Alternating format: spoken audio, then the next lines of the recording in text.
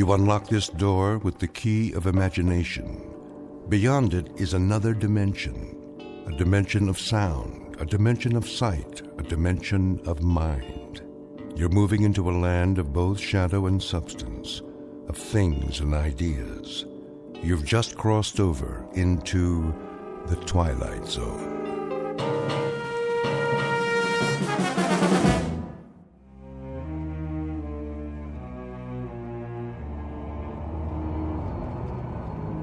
Why are you driving so slowly, Miller? Sorry, sir. The traffic is unusually heavy today. I can see that, but can't you speed it up a bit? I wish I could, Mr. Gordon. Ever since we crossed the bridge, it's been bumper to bumper. Well, then try an alternate route. This is the alternate route, sir, but it doesn't look very promising. Oh, I'm going to be late. She doesn't like it when I'm late. No, sir. I better call home. A capital idea.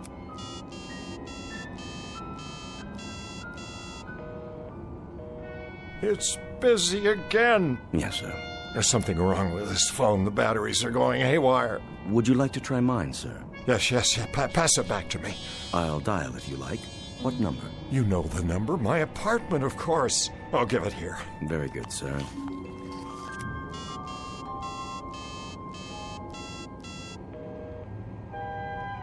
Who is she talking to? Perhaps she's calling your office. Or this phone isn't working either. What did you do, sir? Throw it out the window. Cheap plastic contraption. But it was an excellent phone, sir. You bought it for me last week. Then I'll buy you another one. Now get me home. Yes, sir. May I suggest... The ice bucket is full. There's a bottle of your favorite scotch. Not at this hour. It'd only slow me down. Have enough trouble keeping up with her as it is. Quite. Oh, Flora, please don't be cross with me tonight. I'll be home, dearest, I swear to you, just as soon as I can. Of course you will, sir. Such a lovely girl. I'm very fortunate, you know. Most certainly. A man of my years.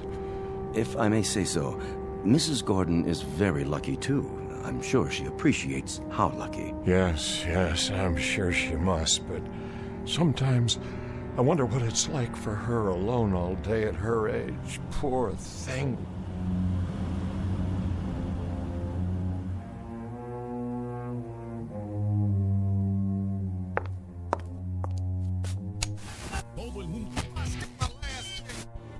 Another.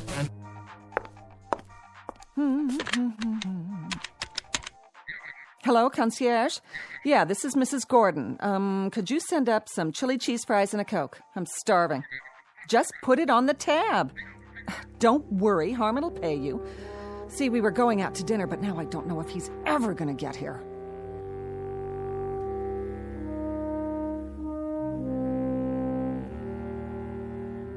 Picture of an unlikely lady-in-waiting and her knight in not-so-shining armor. An aging man who leads his life, as Thoreau said, in quiet desperation. Because Harmon Gordon is a slave of love, and has been, most unfortunately for him, ever since his heart was captured by a woman some 40 years his junior. And because of this, he runs when he should walk. He surrenders when simple pride dictates he should take a stand. He pines away for the lost morning of his life when he should be enjoying the evening. In short, Mr. Harmon Gordon may not know it yet, but what he seeks most desperately is a fountain of youth. And who's to say he won't find it? Because this just happens to be in the Twilight Zone. And now, the Twilight Zone and our story, A Short Drink from a Certain Fountain, starring Adam West with Stacy Keach as your narrator.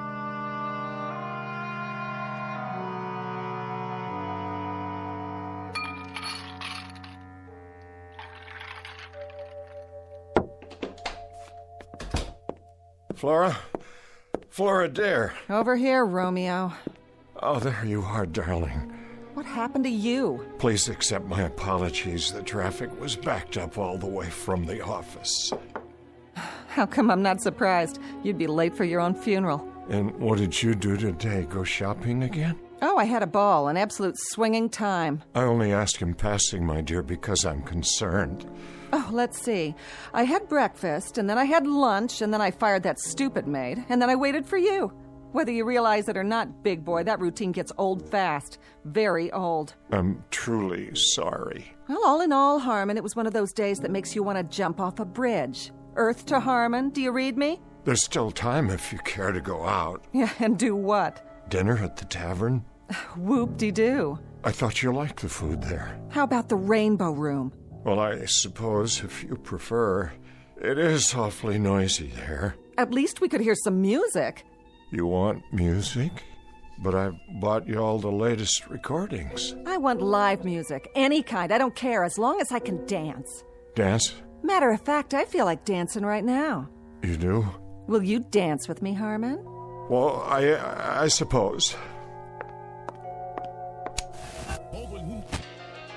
Come on, baby. Let's see what you've got. Let me take off my hat and coat. Oh, come on, loosen up. Let it move you. Feel that beat? I'm trying, dear. Move it, Harmon. I'm doing my best. What's wrong with you? I can't keep up. Shake your booty. Now move your arms like this. Flora, please be more careful. It was just a piece of glass. It was a very old piece of glass. Worth what, 89 cents? Hardly. This was a Wedgwood. Big deal. I'll buy you 6 more just like it. I'll even have the concierge gift wrap them for our anniversary. Then we can sit around and play old records. Sounds like a hot night to me. What's that tune you like? Come to the church in the wildwood? Oh, a real toe tapper. You keep forgetting that I'm no longer a varsity end. Were you ever? Furthermore, if my doctor had witnessed that little burst of activity just now... Oh, that's always your excuse. It's not an excuse. My heart... If you keep telling me about your heart and all your aches and pains, Harmon, I'm going to run out and get sick. Would you mind putting that cigarette out, dear? I've asked you not to smoke. Why not? Bad for your heart? You might start a serious fire. Honey, baby, one of these fine late evenings, that's exactly what I'm going to do. Torch this whole mausoleum. There are things here that mean a great deal to me. Like what? That eyesore I knocked over? It was my mother's. Oh, spare me. It was worth very little except for the sentimental value. That's a word you may not understand, Flora. Sentiment. It means the capacity to love. Listen, big boy, if I don't fill the bill anymore, just say it loud and clear. In case you forgot, there are 14 flights a day to Reno, and I'd love to be on any one of them. But if I am, you're gonna pay. Big time. Flora, darling, I am not angry. I simply wish that, well, that you'd be a little more careful and considerate. Somebody should have wished that 5 years ago when you and I signed the papers. I knew you were old, Harmon, but I didn't know how old. You better watch yourself, honey. If you ever take me to a swinging weekend in Egypt, I might just run away with a mummy. Know what I mean? I'll just wash up a bit and we can go out to dinner. Oh, you do that. We'll make it your night, baby. We'll go someplace wild, like the Elks Lodge.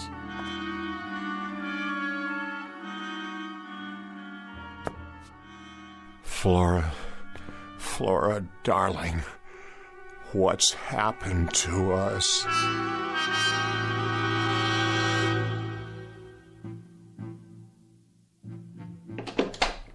That's it. Flora? I told you, I don't want to talk about it anymore. But Flora, dear, I told you I was tired before we left. Flora, dear, I told you I was tired. You're always tired. It's not something I can control.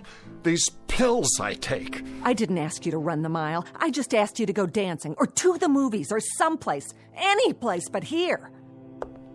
We went dancing on Monday evening. We've been to the movies twice this week. I only thought... Thought what? That you could take my mind off what a miserable bore you are? Well, let me tell you something, honey. I only thought that, well, just one evening, only one, we could quietly watch television or read or have a conversation. It's a fine art, you know.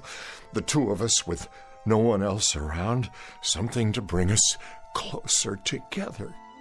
And you think that's all it takes? This is so like you. The Late Late Show, after we have a game of chess. That's not what I mean. Sounds really great for senior citizens at the old folks' home. But for your information, sweetie pie, I don't have my reservation there yet.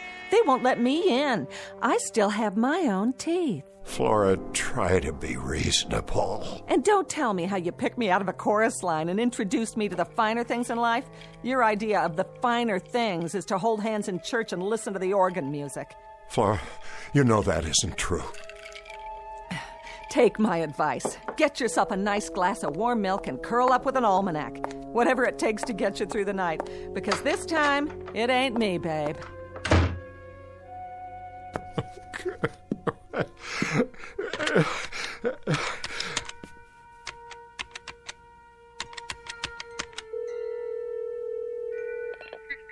Forgive me. I know it's late, but is Dr. Gordon still in the lab? He is? May I speak to him, please? This is his brother calling. Yes, I'll wait.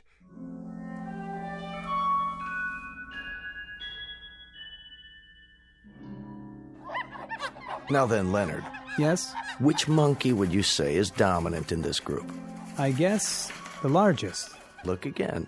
The largest monkey is seated in the corner of the cage doing absolutely nothing. Doesn't seem very dominant now, does he? You're right. Now, notice the small one in the center of the group. The young one?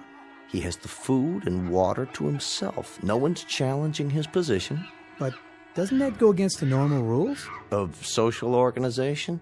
Not where the young are concerned. And the cause of this new hierarchy, Leonard, is the Gordon vaccine.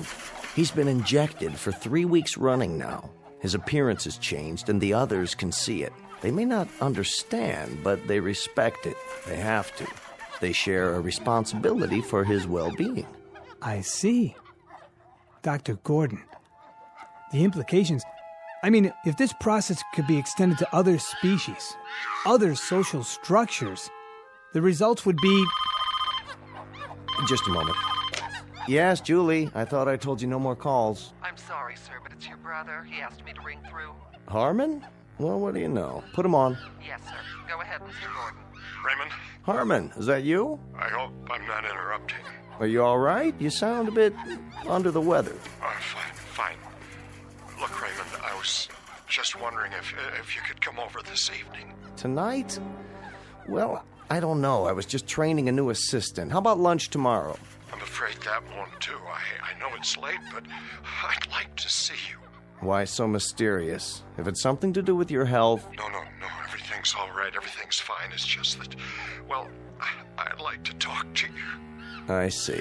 Raymond, please come over. I'm at my wit's end. I must talk to you. Very well, then. Thank you, Raymond. You don't know how much this means to me. Relax, old boy. I'll be there as soon as I lock up. What is it, Doctor? Nothing serious, I hope. No, nothing serious. But if I'm not mistaken, there may be a slight problem of social organization in my own family.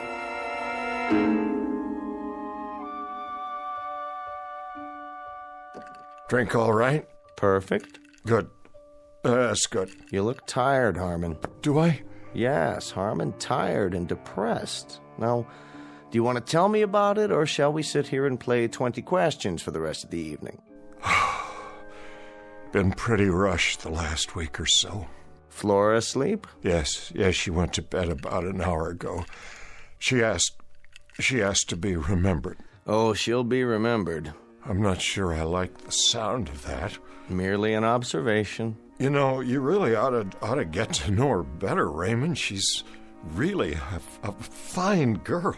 Did I say otherwise, Harmon? No, but I know you two haven't been exactly close, as a brother and sister-in-law should be. Harmon, would you do me a favor? Anything. 2 favors, actually.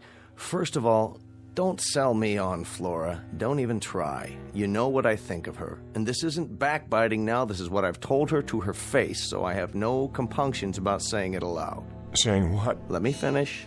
I could forgive her appetites, Harmon. I could forgive the fact that she's made out of asbestos and doesn't have a heart in her body. You're being unfair. But I cannot forgive her for what she's done to you. She's turned you into a frightened, quaking, damned fool who dotes on her, gives into her whims, and runs after her like a poodle. That's item 1. Raymond, please. My second favor is simply that from now on, after you've had your battles, you not call me at odd hours of the night. I don't do this often. Once is often. Twice is endless. Harmon, we're very close as brothers go, don't you think so? Yes, despite the difference in our ages. Maybe that's why. You've always been my big brother, and you know there isn't anything in this world that I wouldn't do for you if it's in my power. But you can't expect me to run over here like a St. Bernard every time you get frozen halfway up the mountain.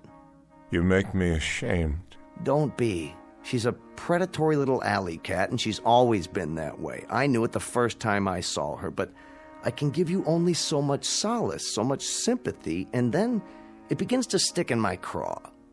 Now, what is it you want tonight? Just someone to while away the hours with you? Or is there something more specific? The things you've been working on at the Institute. Go on. The cellular injections, you've been successful with them, haven't you? Oh, no. You're out of your mind.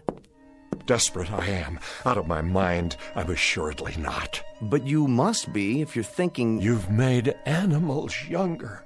I've read your paper. You've injected them with your fluid, and they've become young again. Isn't that true? Animals, indeed. Guinea pigs, white mice, hamsters. You've been able to rejuvenate glands, organs, sometimes the entire cellular structure. But we haven't even scratched the surface yet, Harmon. We're stumbling along in the dark. I want you to inject me. And I repeat, you must be out of your mind. We don't have a remote idea of what's involved here. The research is very impressive. All right, we've managed to rejuvenate a handful of small animals and rodents, but we're 20 years away from trying this on human beings. Why? Are you serious? We're dealing in the basic building blocks of life, Harmon. We don't have the remotest idea of how much damage might result in the long term.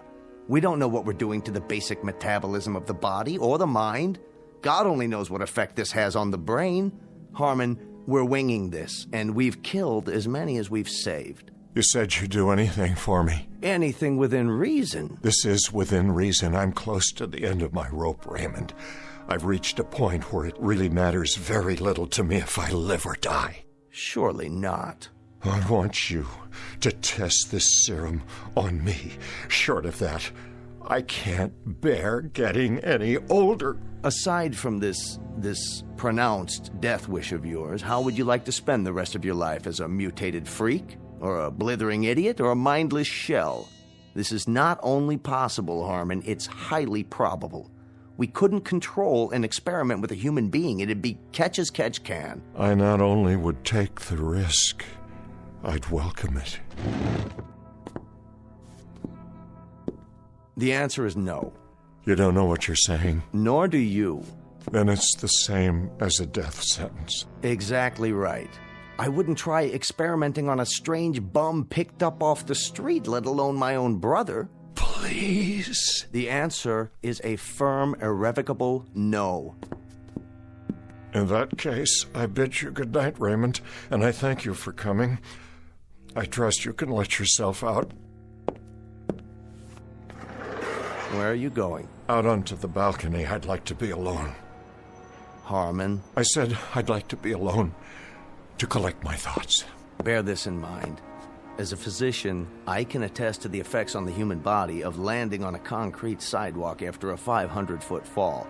It isn't pretty. And as a man, can you attest to the effects on the human heart when a man is deeply, dedicatedly, totally in love with a woman who can't stand the sight of him, the sound of him, the look of him?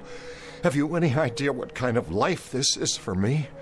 I know what kind of life it could be and should be. You're a bright, charming, wealthy, discerning guy, and you've been warped and hammered out of shape by a flashy little piece of baggage who isn't fit to wait on your table. Whatever she is, and whatever she isn't, She's the only thing on God's earth that I care about. Do you know what it's like to believe your life is over and then suddenly, one day, to walk into a room and feel it begin all over again, to see the sun in the sky, even though it's the dead of winter, to lie awake at night flushed with anticipation for a brand new day, because she will be there. Don't do this to yourself. Listen to me. This is important. It matters. Ever since I was a young man, I wished for someone who'd let me show her the world, discover it with me. Because without anyone to share it with, the world might as well be buried under 6 feet of snow. Someone who'd be there, Ray, that's all. I wouldn't ask much in return, a kind word once in a while. She still has a love of life, believe me. Only I can no longer share it with her because I'm old now, and getting older, the days run away and leave me further and further behind. And now it's too late. I beg of you, Ray, if you've ever cared for me, your brother, give me this one last chance. Give me a chance to save myself. And if I don't? Then you can conduct one final experiment. We'll find out who can reach the sidewalk first, a man in an elevator or a free-falling body. Oh, my dear God. You're serious. Good night, Raymond. I'm getting tired now. Let me think about this. Give me an hour or two. Will you be up? Are you coming back? I have to think first. Tell me you'll wait to hear from me. Give me your word. All right, but don't be long. Soon now I'll need to rest.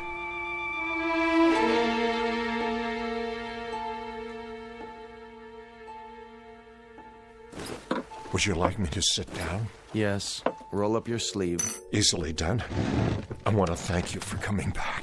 Don't thank me yet. I have to swab your arm. You'll feel a slight sting. There. That's it? That's it. All of it? It doesn't take much. A few cc's. And I may expect what? You may expect a miracle, but it's unlikely you'll get it. I want you to go to bed. Don't go to work tomorrow. Tell Flora you're taking the day off. I'll be back first thing in the morning. I'm keeping a very close check on you for the next few days. And when might I expect some change? Usually within 6 hours. That's when the first physical changes occur. As to mental changes, none of the rats or guinea pigs have articulated to us the exact feeling. I'll be the first. You'll be the first. Making the assumption, of course, that you'll be alive. Oh, I'll be alive, all right. Do you want to know something? I shall not only survive, I'm going to become young again. I feel it. I sense it. I wonder if she has any idea what she's wrought. Even the thinnest suspicion. Don't blame her. It was my decision. I make a promise to you, brother, that if you don't survive, or if you're damaged in any way, I'm going to take it out of her skin, piece by piece. She's going to donate a pint of blood for everyone she's bled out of you. This is no medical hypothesis, it's an oath. Relax, will you? I'm fine. Go to bed now, Harmon. I'll see you in the morning.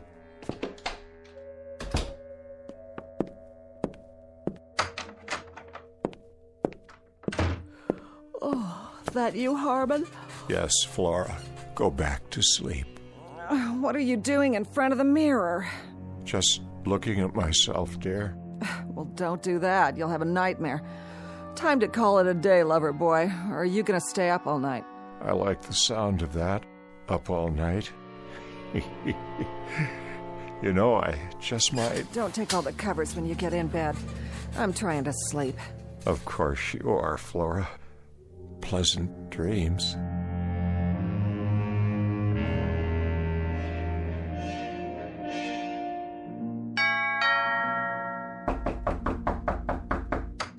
I'm coming.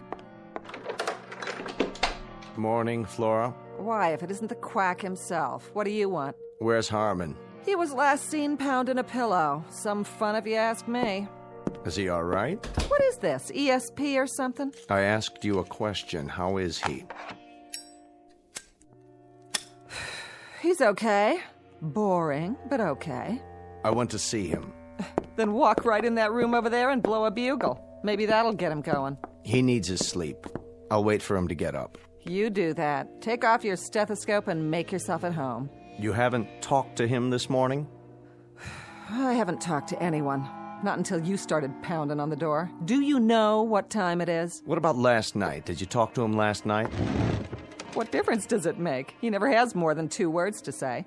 But he sounded lucid to you? Look, Pally, I'm not the night nurse. I think you're in the wrong ward. Besides that, you bore me almost as much as Harmon. Now listen to me, you little... Get your hands off of me, Frankenstein. Harmon, how do you feel? I'm not sure. Harmon, how do you feel? Poor little... Harmon? Is that you? Harmon, take your hands away from your face. Let's open the curtains and throw some light on the subject.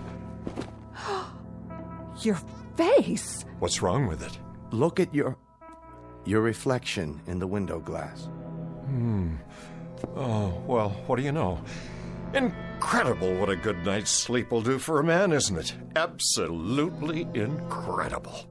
Harmon, what's happened to you? To the bags under your eyes, the lines. Are you wearing makeup or something? Makeup? No makeup, my dear. Just a few hours of sound, refreshing sleep. You look different. Do I? You look wonderful. You look so young. What have you done to yourself? Ask my brother over there. Don't ask his brother. His brother doesn't know. How do you feel, Harmon? How do I feel? Like $10 million, tax-free. That's how I feel. You know what I'm going to do for you, Ray? I'm going to let you take me on a tour. They can write you up in all the medical journals. That won't be necessary. But first, you'll have to give me 4 weeks. Flora and I are going to take a little ocean trip. Would you like that, my dear? Oh, an ocean trip? Oh, you bunny rabbit, you. Oh, Harmon. Darling, when do we go? I've given it some thought. I think we ought to check out whatever sails tonight. Unless you'd rather fly. Honey, baby, I am flying. Boat, plane, who cares? Oh, I don't know what's happened to you, but I'll clue you, Big Daddy. I don't even care. Whatever it is, I like it. I like it very much. Mm-hmm. I don't think you'd better plan on any trips, at least for a while yet. Oh, blow it at your black bag. I'm gonna get fixed up for you, honey. Don't go away. I'll be right back. Where do you want to go? Australia, Fiji, the Hawaiian Islands? Where? You name it, honey, and I'm there. I'm serious, Harmon. You can't go running off. Not now. Just look at it. My reflection in the glass. Please, sit down. No, wait. What? I don't believe it. I'm still changing. My hair is black again, jet black. And what's this? A little mustache, and it's black too. I want Flora to see it. Not just yet. But this is astounding. I haven't worn a mustache since you were 30 years old, which is precisely the age you look now, at least at this moment. This is fantastic. This is absolutely fantastic. I'm getting younger, every 20 minutes? When I woke up this morning, I looked 45. Now I look 30. If I keep going at this rate, I may get drafted again. That is... what's the matter? Don't you get it? That's just it. I do.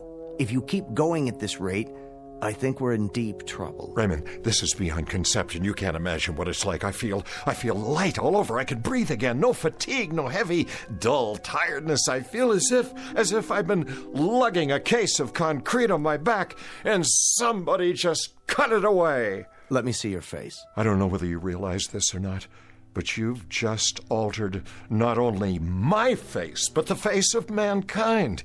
You've written a whole new chapter in medical history. I said, show me your face. Where's my mustache? What's going on? I wish I knew. But more than that, I wish I knew when it would stop.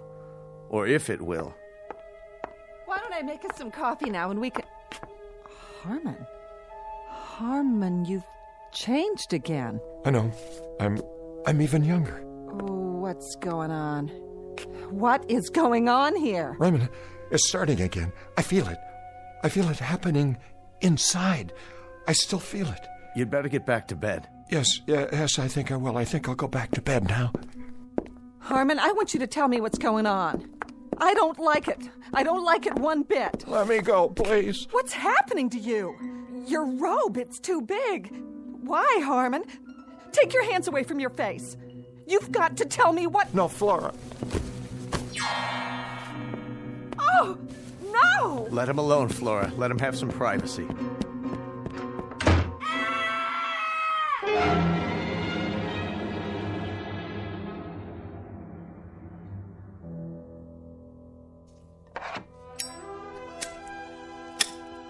Well, are you going to tell me now? Sit down, Flora. What is it? What's happened? I've been working on a research project. What kind of project? A cellular serum. Up until last night, I had only tested it on animals. Harmon insisted I try it on him. What does it do? As far as I can tell, it stops the body's aging process. Beyond that, it will, in some cases, rejuvenate cells and tissues. In layman's terms, it might make a person younger. Younger? Let me have one of those cigarettes, will you? How much younger? We were never able to ascertain how much once the serum took effect or how long the process would take. But now, I believe we know. I don't understand. I suppose there are variables to consider, but in the case of Harmon, the process took approximately 10 hours. You mean it's over? That's right. The changes have finally stopped. I want to see him. You shall, but you're not to wake him. He's in shock, and this sleep is precisely what he needs. I want to see him right now. Do you? Suddenly so solicitous. Very touching. Don't you try to stop me. Flora, as of right now, as of this very moment, you'll have some adjustments to make. What are you talking about? I want to see Harmon. From this point onward, you'll have to readjust your entire life. This is some kind of trick. I want to see my husband. Look at me and listen. Let me go. Harmon is sleeping, but when he wakes up, he's going to need your help. Help? What kind of help? Let me see him. I'll let you see him, but I think you'd best get oriented first. I don't need anything from you.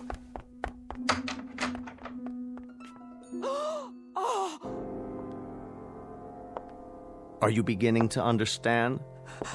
What is that in there? The ground rules have changed. The world no longer begins and ends with Flora. It isn't just Flora's wishes, Flora's temperament, Flora's capacity for anger, Flora's needs. Now it's something else. Something very different. Take a good, long look. I don't want to. That's very nice, but you have no choice. You've got a responsibility and you're going to honor it. You're going to take care of Harmon now. He's going to need you rather desperately. Now look at what's sleeping in your bed.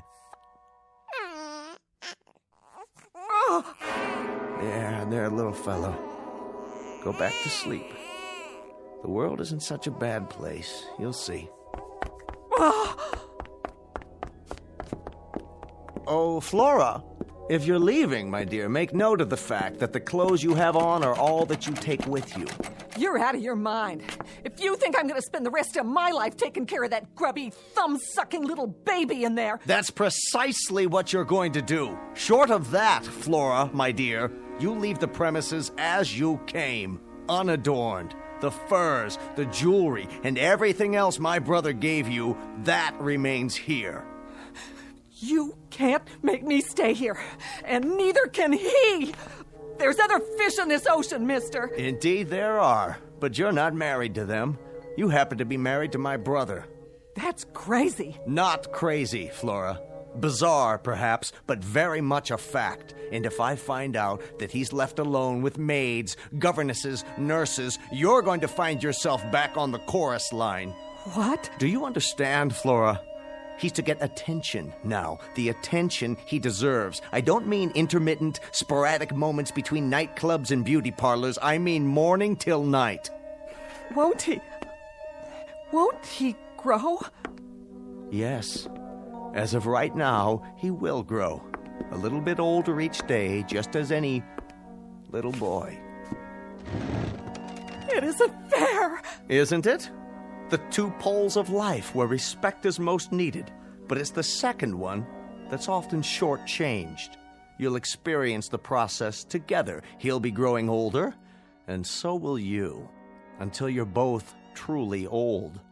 A little poetic justice, don't you think? That now you should finally have to drink from the same cup, that you should have to watch his youth encroach on your age. And the most anguished part of it, and the most illogical, is that youth always defeats age and then despises it for losing. Never realizing, my dear, never giving it a thought, that when tomorrow comes, there's always someone younger just outside the door, waiting to come in, forever waiting to come in. But everything's on his side now. You see, my dear? As one gets older, see how wise they get.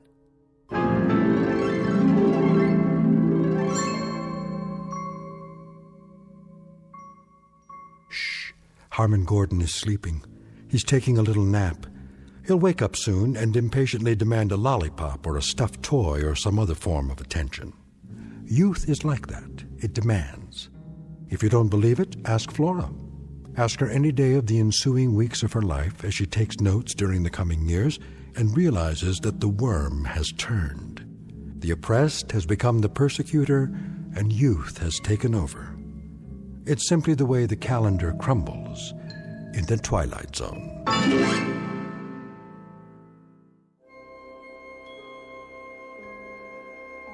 Hi, this is Carl Amari, producer of the Twilight Zone radio dramas. I'd like to take a moment to tell you about our official website at twilightzoneradio.com, where you'll get the latest news and information on these Twilight Zone radio dramas. Plus, at twilightzoneradio.com, you can digitally download 3 free episodes or any of our episodes for only $1.95 each. In this age of ever-changing technology, we've decided to make these episodes instantly available to you by making the Twilight Zone radio dramas a digital download-only series. This means that this series will no longer be offered on CD. The CD collections at our website are now being offered while supplies last at buy one, get one free. So be sure to get your favorites before they're sold out. Be sure to visit us often, and I'll see you in the zone.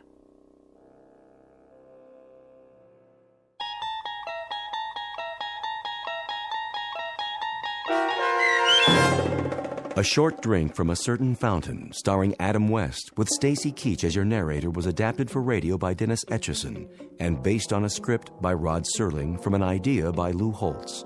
Heard in the cast were Meg Tholkin, Christian Stolte, Doug James, and Lynn Foley. To learn more about the Twilight Zone radio dramas and to obtain audio cassettes and CDs of these programs, visit our website at twilightzoneradio.com.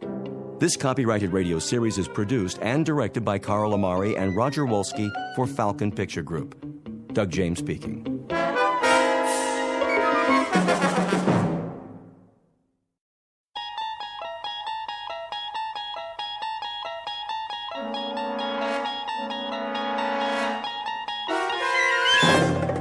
There is a fifth dimension beyond that which is known to man. It is a dimension as vast as space and as timeless as infinity.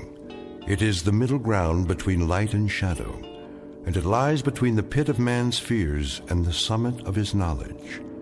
This is the dimension of imagination. It is an area which we call the Twilight Zone.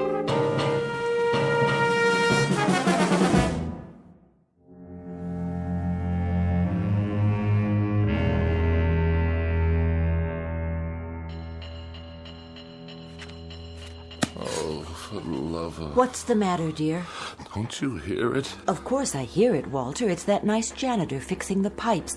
Why don't you go on reading your book until he's finished? And when, pray tell, might that be? I'm sure it won't be much longer. Then the radiator will get just as hot as you want it. Isn't that what you told him? Yes, I know what I told him, but why does he have to make so much noise? I'm sure I couldn't say. The decibel level in this apartment is beyond human endurance. Well, I suppose it's what they have to do with steam heating, that sort of thing. What I really don't understand is how you can sit by, knitting away, oblivious to this assault. Did you see the new wool scarf I'm making? It should keep out absolutely all the drafts. While that infernal pounding goes on and on and on. Wait till you try it on. I picked out your favorite colors. It's much thicker than the other ones. If I live that long. You wanted more heat, that's what you said. Well, now you'll have it and then some. Yes, I did. I certainly did say that. Won't that be nice? Hope springs eternal. The question is, at what price? Are you sure you're comfortable, darling? Am I what? Oh, certainly. I am just comfy, cozy. I'll fluff up the pillows. Did you take your aspirin? I'm on the verge of being hospitalized for pneumonia. Oh, now, really? It's not that bad. And that ape of a janitor out there is smashing my brain and ruining my sleep. But you weren't sleeping. You're reading 5,000 Common Ailments and How to Treat Them. Is it an interesting book? First he tries to freeze me to death, and then he tries to destroy my brain. Shall I plug in the vaporizer? That helps sometimes. It doesn't help at all. If it did, I wouldn't be in this condition. Yes, dear. Well, I won't stand for it. Lie down, Walter. No, I will not lie down. How can I? If I'm to die, at least it's going to be in comfort and peace. You there, Mr. Ape!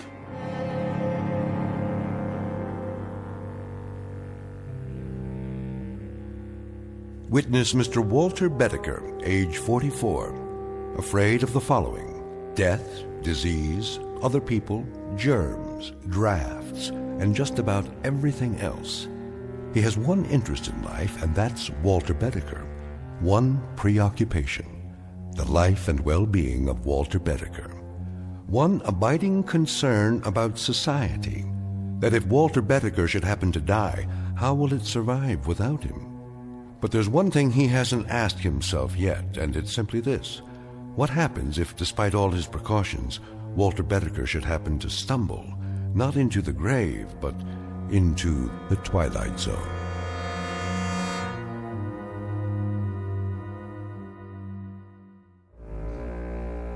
And now, The Twilight Zone, and our story, Escape Clause, starring Mike Starr, with Stacy Keach as your narrator.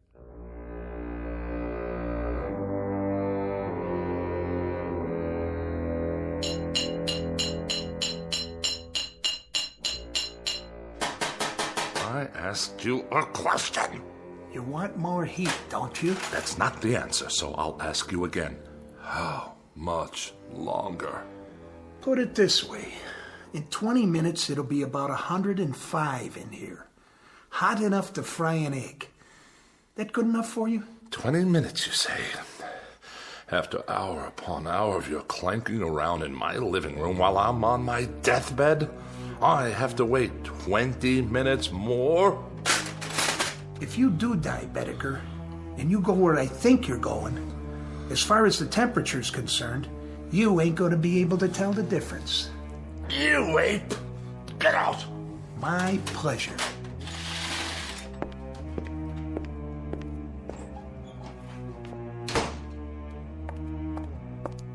Are you all right, dear? Quick, Ethel, get the doctor. You mean again? There's a tightness in my chest. It must be my heart. Come back to the bed. Call him now. Tell him to hurry. I don't think I have much time.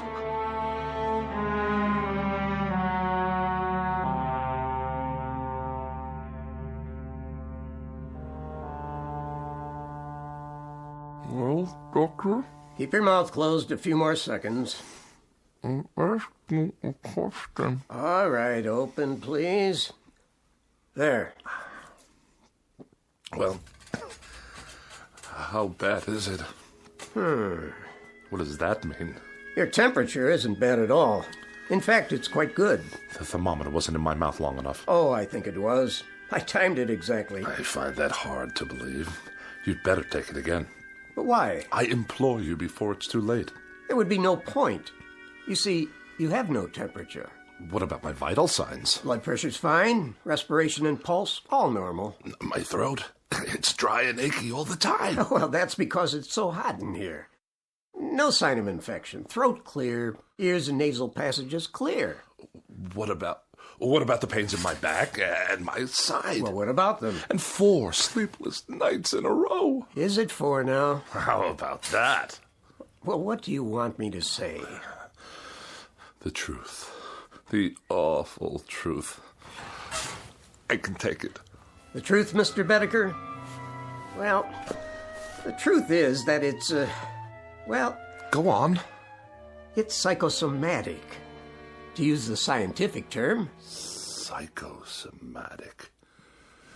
You're trying to tell me that I'm only sick in my mind? That's my considered opinion. And you're supposed to be a professional. Mr. Bedecker, may I speak candidly? I insist. Well, there is nothing wrong with you except the ailments you manufacture for yourself. Manufacture? Is that what you think? Your pains are imaginary. Your inability to sleep is a case of nerves, nothing more. In short, Mr. Bedecker, you are a very healthy man. This man calls himself a doctor. 4 years pre-med, 4 years medical school, 2 years internship, 2 years residency. And what is he, I ask you, what is he? A quack. Doctor? Oh, hello, Mrs. Bedecker. What's the prognosis? Don't ask him. The man's an idiot. Walter, darling, I beg you, don't excite yourself. Don't whisper. You're looking at half my troubles right there, Doctor. This woman, this awful woman who runs around whispering all day long to make me think I'm sick, even if I'm not. Oh, and I am. I'm lying here at death's door, and who's ushering me out? A quack and a whispering woman without a mind. Well, I'll call tomorrow, Mrs. Bedecker. Meanwhile, try leaving the window up an inch or so. Let some fresh air in. There'll be no need to call. Just come on over with the death certificate and fill it out. Oh, Walter. Don't drench me with those crocodile tears of yours. She'd be so happy to get rid of me. I just can't tell you. Goodbye, Mrs. Bedecker. Take care of yourself. I'll see you out.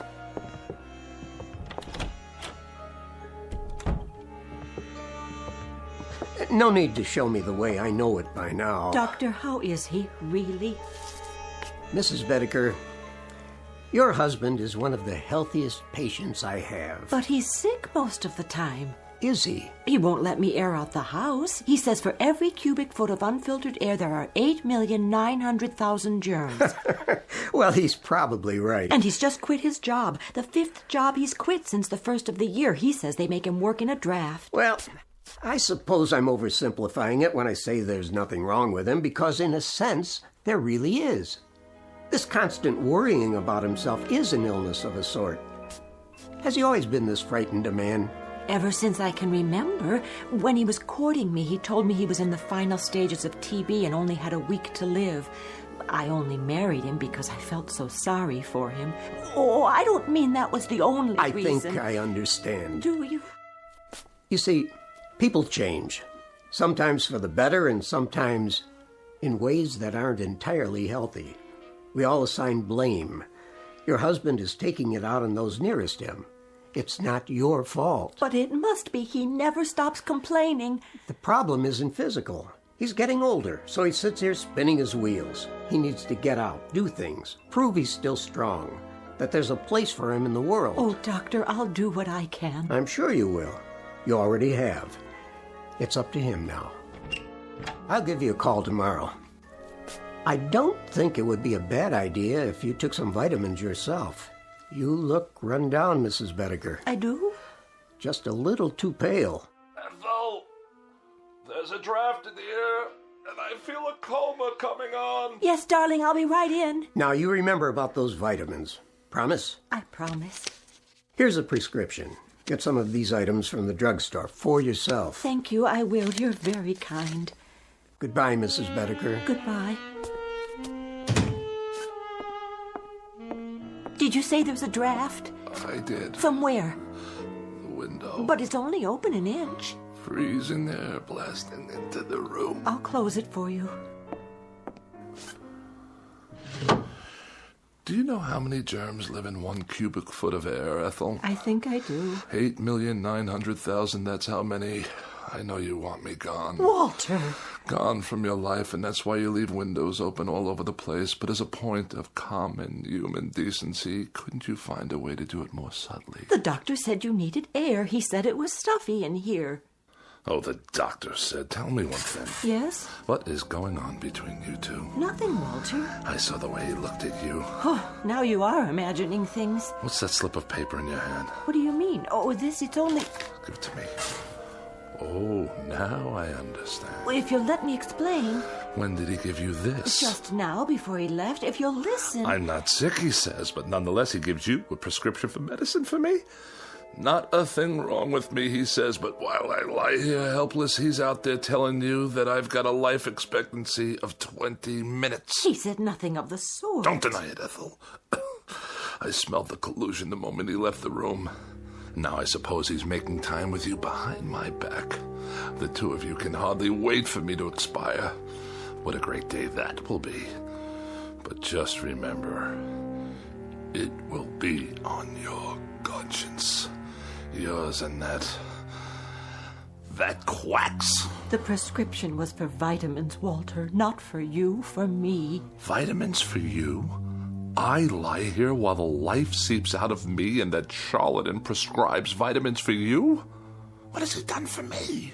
Not a nil. A big fat goose egg, that's what. He comes whenever you call. He's very interested in your condition. Very interested.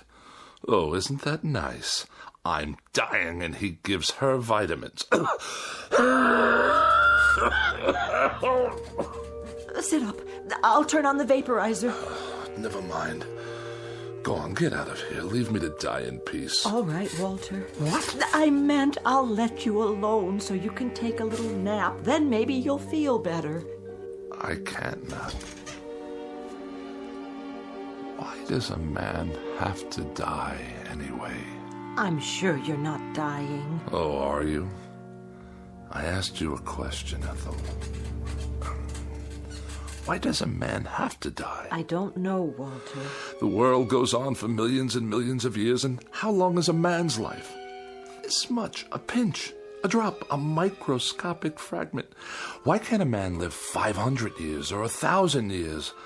Why does he have to die almost the moment he's born? I told you I don't know, dear. No, you wouldn't. Go on. Get out of here. Yes, dear. I have to take my own pulse. Give myself a checkup. A doctor couldn't care less. My sinuses. It's moved from my chest to my sinuses. After that, it'll be my brain, and then poof. As if I never existed at all. What's the point? The point, indeed. It's a crime for a man to live such a short span of years. A crime. What I wouldn't give to live a decent number of years. 200, 300. Why not 500 or 600? Yes. Why not? Or 1,000. What a miserable thing to contemplate.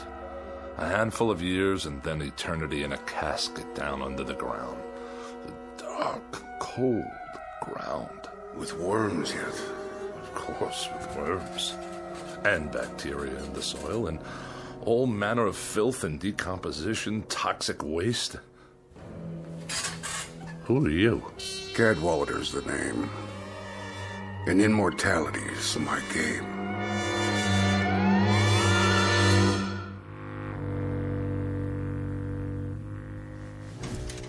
Your name is what? Cadwallader. At least that's the one I'm using this month. Rolls off the tongue, don't you think? How did you get into my bedroom? Let me see. Through the mirror? That would be a nice touch. Or through the walls. Too prosaic. Look here, The truth is, I've never been gone. I've been in here for some time. I must have a fever. I'm hallucinating. Not at all. I've merely chosen to reveal myself in order to tell you that I subscribe wholly to your views, Mr. Bedecker. I mean, wholly. Delighted to hear it. I'll be brief, Mr. Bedecker. You look like a man with a nose for a bargain. I'd like to make a proposition to you. What kind of proposition? Each of us has something the other wants, and that seems a relatively solid basis for a bargain. Do we? Indeed. What in the world do you have that I could possibly want? Oh, many things, Mr. Bedecker. You'd be surprised. Many things. Varied and delightful. Now, what do I have that could remotely interest you?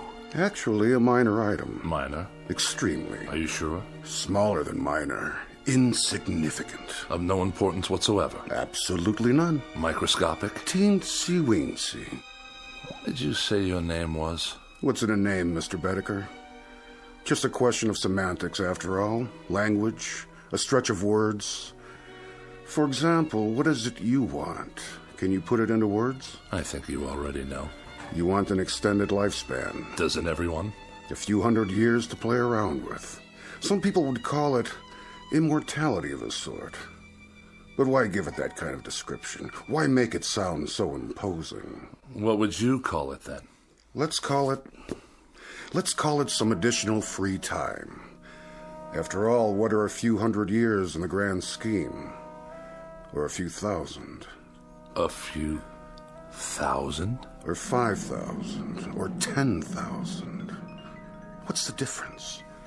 The world will go on ad infinitum, so what's a few thousand years more or less, give or take, add or subtract? And this little item I'm to give you in exchange, or what do we call that? What do we call it? That's a linguistic conundrum. We could call it a little piece of your makeup, a little crumb off the crust of your, structure, a fragment of an atom, so to speak, from your being. Or a soul. Or whatever. After all, what is it? And when you're gone thousands of years hence, what will you need it for, practically speaking? Yes? You're the devil. What's in a name? I'm at your service. Good Lord. How about it, Mr. Bedecker? Why not? That must be a good reason. There must be. You'd deed me over your so-called soul, and I'd give you immortality. Life everlasting. Or as long as you want it to be everlasting. And indestructibility, Mr. Bedecker. Complete and total indestructibility. Nothing can hurt you ever. Now that part's fun, let me tell you. Nothing can hurt me? And I live forever? Why not? Certainly. Forever. Again, Mr. Bedecker, just terms. And everything's relative. For you, it's forever. For me, it's a walk around the block. But we're both satisfied. Think about it. Oh, I am. I am thinking about it. To be without fear of dying. To be indestructible. Invincible.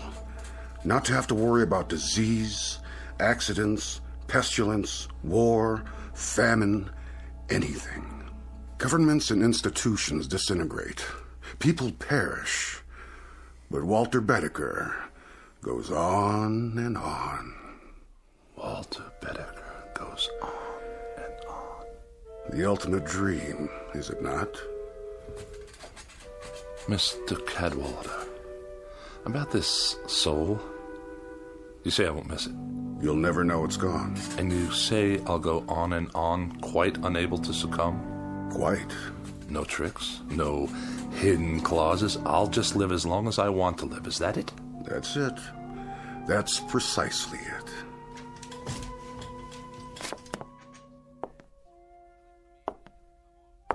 How about my appearance? I'm afraid I can't do much about that. Oh, I see what you mean. You should look pretty much the same. But in 500 years, I don't want to look like any dried-up old prune. Oh, Mr. Bedecker, you drive a mean bargain. A most difficult bargain. But you'll find me a cooperative, man. All right, you win. We'll throw that into the bargain. Say it. Whatever aging takes place in your features will be more or less imperceptible. Mr. Cadwallader, I believe we're close to making a deal. Mr. Bedecker, you'll never regret this. Not to your dying day. Hey? Which by rights should not be for several thousand years. You'd better say that. There is something. Aha! Aha! Aha! Now it comes out. For your benefit, I assure you. Where did you get that? The contract. Oh, one always seems to turn up when it's needed. Let's see. Article 93, right here. What about it? It's in the nature of an escape clause. Read it to me. Your escape clause. Whereas the party of the first part, upon due notification of the party of the second part, and so on and so forth. Go on, I want to hear it. Well, I'll just give it to you thumbnail. It's simply that if you get tired of living, Mr. Bedecker, you can exercise the clause by calling on me and requesting your... My what? Oh, there goes the embarrassing terminology again. Shall we say, your demise? At which point I will personally see to it that you are given a rapid and uncomplicated, how to put it, departure? I can assure you, Mr. Cadwallader, that I'm not the sort of man to kill the goose that lays the golden egg. I'm much relieved to hear that. When you talk immortality to me, brother, I mean immortality. Indubitably. You're going to have a long, long wait. Mr. Bedecker, nothing will please me more. And I think we've got... Yes? A deal. No further qualifications? None that I can think of. No ifs, ands, or buts? None whatsoever. Absolutely? Positively. Done. Oh, no fires in here, please. Only a small one to heat up my seal. My cartouche, as it were. Do I get a copy? This is your copy. Where's yours? Already on file, in a very safe place. If you say so. You sure keep it hot in here. Mm-hmm. Quirk of mine. I think the wording seems to be in order. Cadwallader, where did you go? Walter, did you call for me? What? Oh, no. I was only... Only what, dear? Talking to myself. You were? Not that I make a habit of it, mind you. What are those papers? Nothing. I was just looking over my life insurance policy. Whatever for? To be sure you're protected if anything should happen. Ever, to me, that is. Don't be silly. Your health's going to improve. It's already improved. Hit me. What? Hit me. As hard as you can. In the stomach. Or anywhere else you like. Anywhere at all. But why? I want you to see how strong I am. Strong as a bull. As a bull, dear? And as indestructible. 10 bulls, 100. Walter, you're not yourself. Come sit with me in the other room. It's warmer there. The radiator's going full force. Is it? See for yourself. Yes, I think I will. Watch this. What are you doing? Don't touch it. See what I mean? Walter, your hands are burning. No, they're not. That's just it, Ethel. They're smoking, yes, but they're not burned at all. I'll get some bandages. Sit down. Where do you keep my pills? Which ones? All of them, every last one. Over here on the tray. Give it to me. What are you doing? Walter, the window, don't throw them out. I beg you, all your medication. Why not? What's the difference now, my dear? I'd like to introduce you to someone. What are you talking about? Meet the new Walter Bedecker.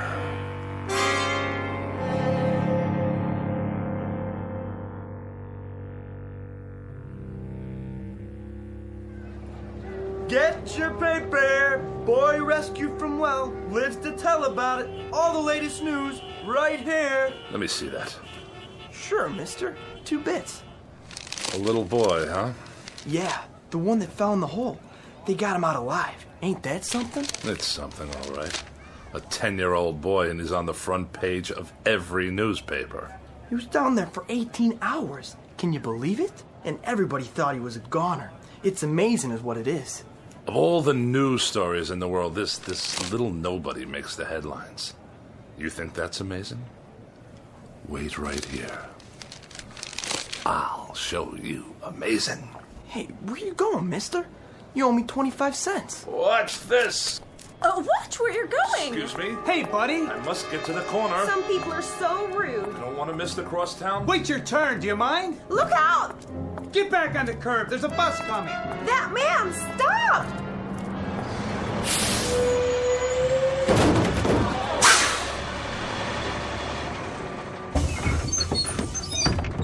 I couldn't stop. He ran right out in front of the bus. I saw the whole thing. That guy must be blind. Somebody call an ambulance. Look, he's getting up.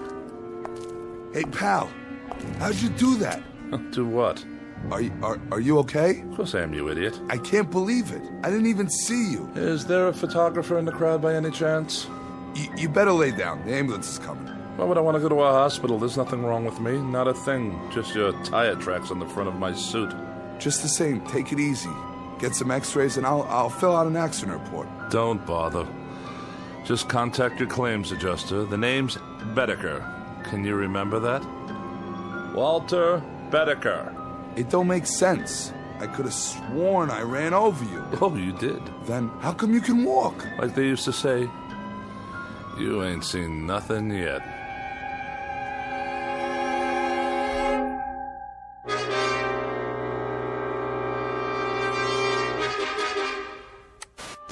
One survivor, Walter Bedecker. By now, these words should be familiar. You've heard them before on the Eyeball News, and if the past is any indication, you'll hear them again and again. It started when he was hit by a bus, then a car, and finally a subway train, but that wasn't enough for Walter Bedecker, the man whose luck never runs out. After an explosion at a construction site, what else could happen? Last week's plane crash killed 23 people, but not Mr. Bedecker. He's certified as the unluckiest man alive and the most indestructible. Is that you, Walter? He's all right, ma'am. Aren't you, Mr. Bedecker? You're all right. When you didn't come home, I was worried. Oh, this is my wife. Wait in the other room, dear. Are you sure? I can make you some hot tea. And your friend? He's no friend. He's a claims adjuster. In the other room, Ethel. Now. Yes, dear. You want to sign this now, Mr. Bedecker? $5,000, is that all? For falling down an elevator shaft? Well, considering that you're not even scratched, Mr. Bedecker, I think the company's being very fair. Just keep your mouth shut, will you? I'll sign it just to be done with you. And can I expect the check by tomorrow? No, first thing in the morning, by special messenger. Just sign here. Waives all claims. Receipt of some indemnifies company. All right. Very good, sir. Very, very good. I'll show myself out. Hello, Steve. Hey, Jack. What are you... Oh, you too? Yeah, the subway accident. Elevator shaft here. Right. You out, you in. So long, Steve. Yeah, see you, Jack. You have my check, I presume? $10,000, Mr. Bedecker, if you'll sign right here for it. If you insist.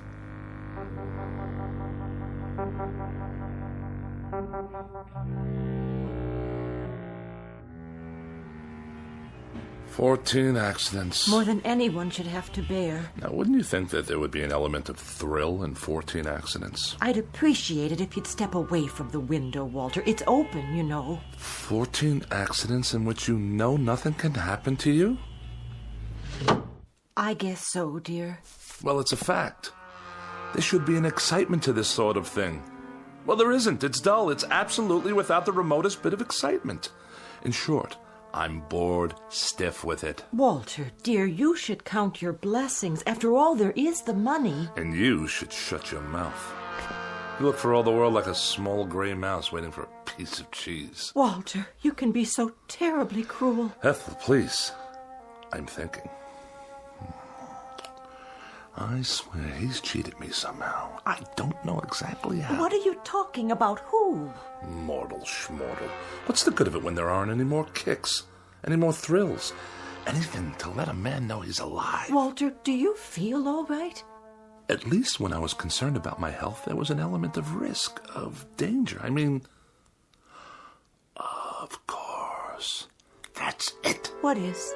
Iodine. Iodine? Have we got any? What for? Did you cut yourself? Do we? I suppose in the medicine cabinet. Get it. Now? And rubbing alcohol. And ammonia. Walter? I'll get it. You find me a drinking glass. A large one. There's one right there.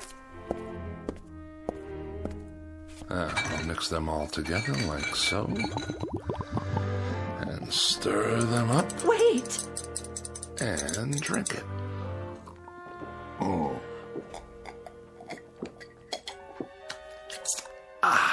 Sit down. I'll call the doctor. You see? What I just drank should kill a dozen men. To me, it tastes like lemonade. Walter. Yes? What's this all about? You really want to know? All right, I'll tell you. In a word, I am immortal. Walter, don't joke like that. It's true. I made a pact with a guy named Cadwallader, who's given me immortality and indestructibility in exchange for my soul. Your soul? More succinctly than that, I couldn't put it. Why don't you sit down? I'll make some tea and then we'll call the doctor. You will not make tea and you will not call the doctor. Why not? If you had any imagination at all, you could tell me what there is I might do to get a little excitement out of it all. I've been in subway crashes, bus accidents, major fires, disasters, one after another, and now I even drank poison. Nothing. You know what I've been thinking? I've been thinking I'll go up on the roof and I'll throw myself down the light well. Smack dab through the light well, 14 stories down, just for the sheer experience of it. Oh, Walter, darling, please. Ethel, darling, shut your mouth and get out of my way, please.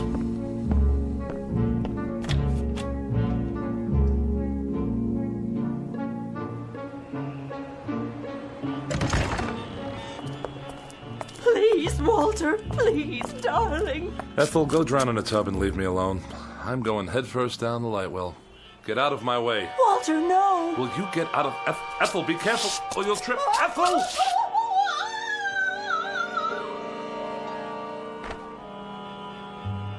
I wonder what that felt like.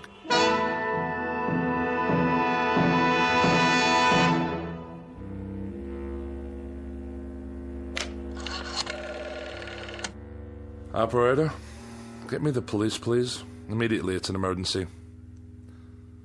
Hello? Is this a police station?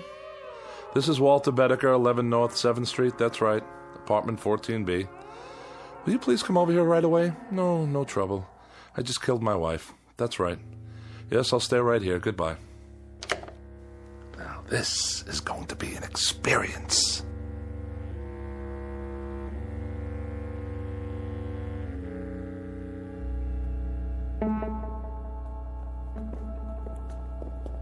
Hey, Bedecker, you got a visitor. Cooper, the legal beagle. Right in here, Mr. Cooper.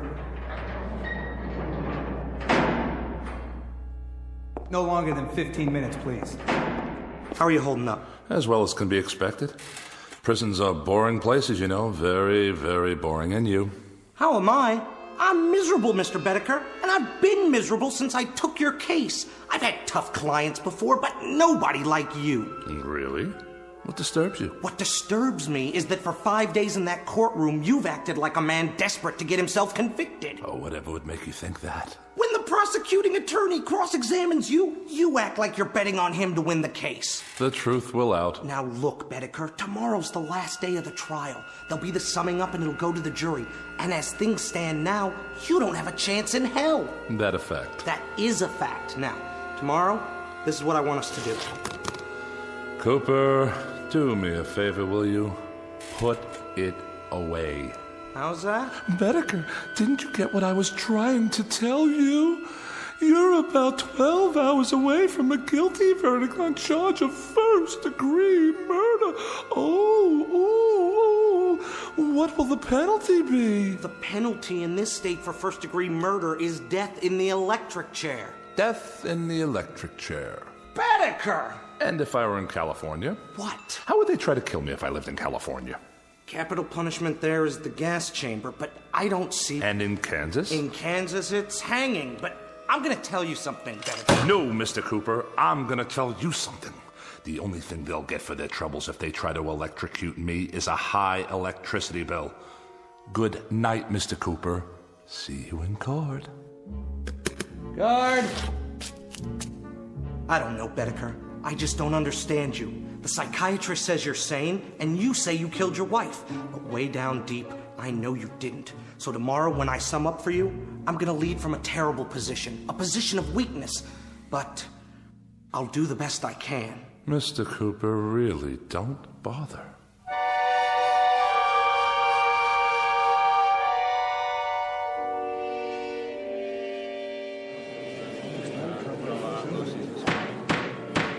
Mr. Bedecker, you've been tried and found guilty of murder in the first degree. Have you anything to say before the court pronounces sentence upon you? Oh, I don't have anything to say, Your Honor. Not a thing. Then the court sentences you to imprisonment in the state penitentiary for the rest of your natural life.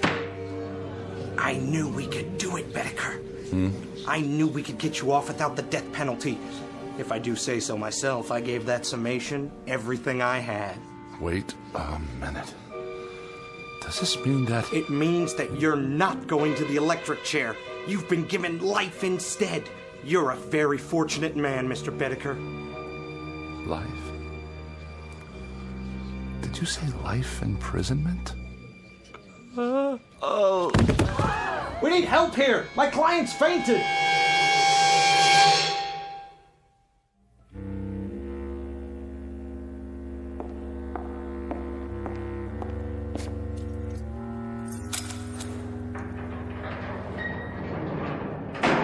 Here's your last meal. My last? With us. You're going to the penitentiary tomorrow morning. The penitentiary. For life. Look at it this way, Mr. Bedecker. What's life? 40, 45 years? You can do that standing on your head. Life. That's all. 45 years. Maybe not even that much. After all, what are a few hundred years in the grand scheme? Or a few thousand? Or 5,000? Or 10,000? No!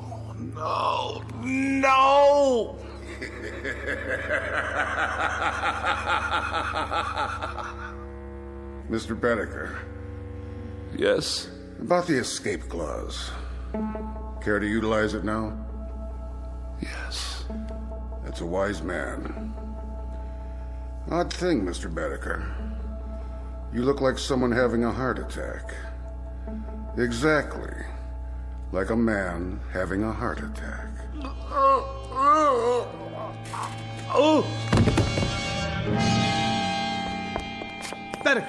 Bedecker! You all right? No pulse. Must have been his heart. He's dead. Poor devil. There's a saying, every man is put on earth condemned to die, time and method of execution unknown. And perhaps this is as it should be. Case in point, Walter Bedecker, lately deceased. A little man with such a yen to live that he was beaten by the devil, by his own deadly boredom, and by his place in the scheme of things, including his position such as it is, or was, in the Twilight Zone.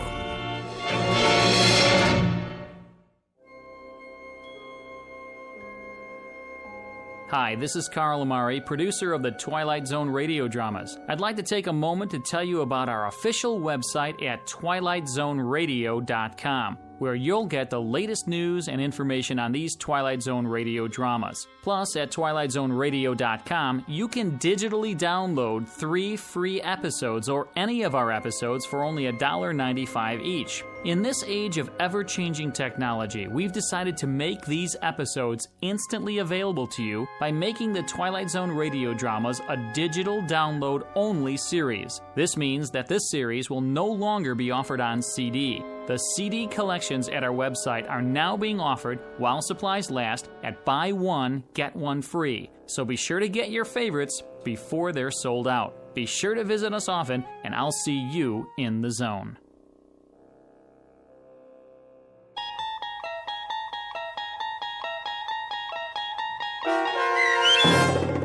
Escape Clause, starring Mike Starr with Stacy Keach as your narrator, was written for The Twilight Zone by Rod Serling and adapted for radio by Dennis Etchison. Heard in the cast were Peggy Roeder, Rich Kominick, Doug James, Turk Muller, Guy Burrill, Heath Corson, Larissa Borkowski, Natalia Reed, Peter DeVito, John Starr, Carl Amari, Paul Patch, and Lynn Foley. To learn more about the Twilight Zone radio dramas and to obtain audio cassettes and CDs of these programs, visit our website at twilightzoneradio.com. This copyrighted radio series is produced and directed by Carl Amari and Roger Wolski for Falcon Picture Group. Doug James speaking.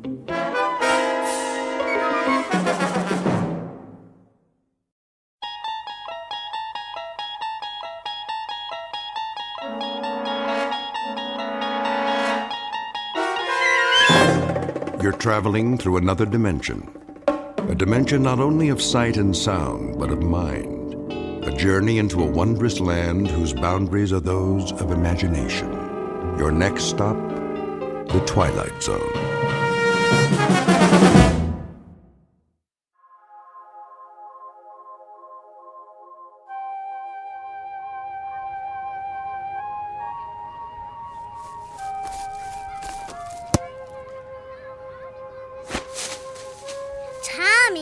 Don't kick the ball so far.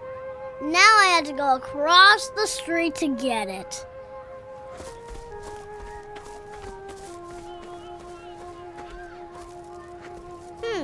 Where did it go? Is this your ball? Who said that? Me. Why are you in the bushes? Are you hiding? No, your ball went back here. I was just getting it for you. Here, I'll kick it to you. Thanks! Hey, you kick pretty good. What's your name? Janet. Mine's Rebecca. You can call me Becky. Why don't you come out of there? That's all right. I'm okay here. Don't be silly. Come on out and play kickball with us. Oh, I would love to, but I'd better not.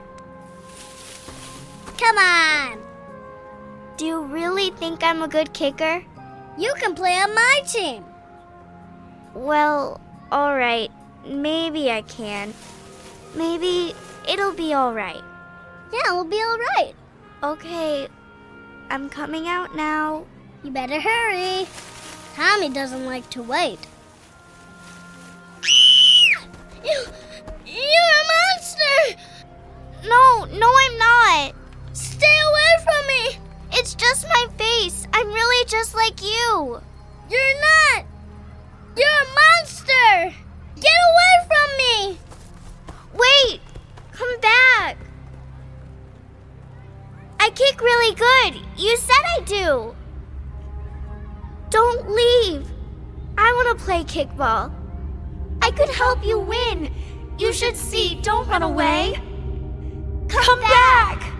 You don't have to look at me while we play. Miss Tyler. What? Are you all right? Where am I? Where did that girl go? Oh, the hospital. I'm in the hospital. Yes, you're in the recovery room. Must have been having quite a dream. Yes. Yes, it was the same dream I have every night. Something that happened when I was a child. Well, you're coming out of the anesthetic now. So the procedure is over? It sure is.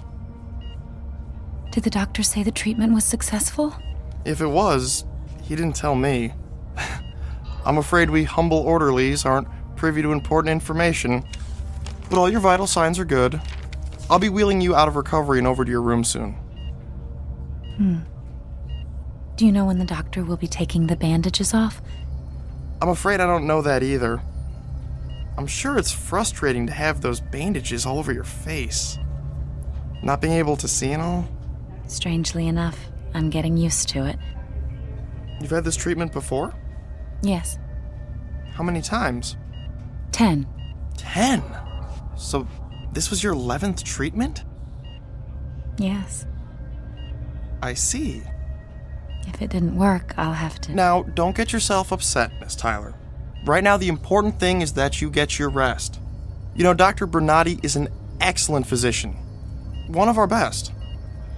Yes. He's worked on me a few times before.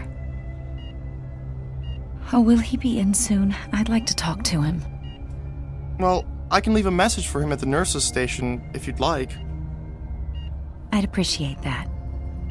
You just rest now, Miss Tyler, and don't worry about anything. Thank you.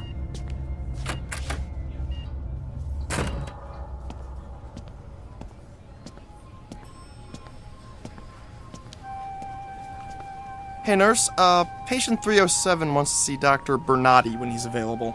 She's anxious to find out if the doctor thinks her treatment was successful. It was her 11th. I know. No wonder she's chomping at the bit. You didn't get a look at her when she was admitted, did you? I sure did. I had to turn away. I'm afraid I've got an overactive gag reflex when it comes to those face cases. I know what you mean. I'll tell you something. If that were my face, I'd bury myself in a grave someplace. Some people want to live no matter what.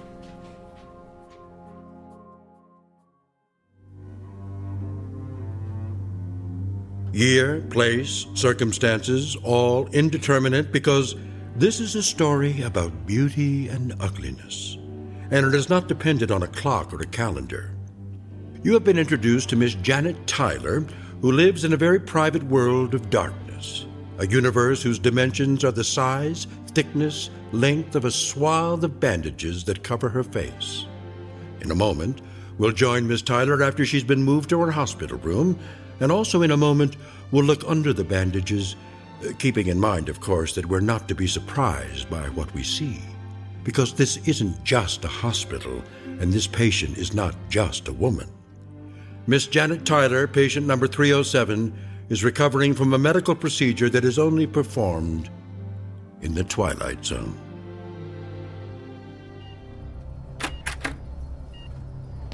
Nurse, is that you?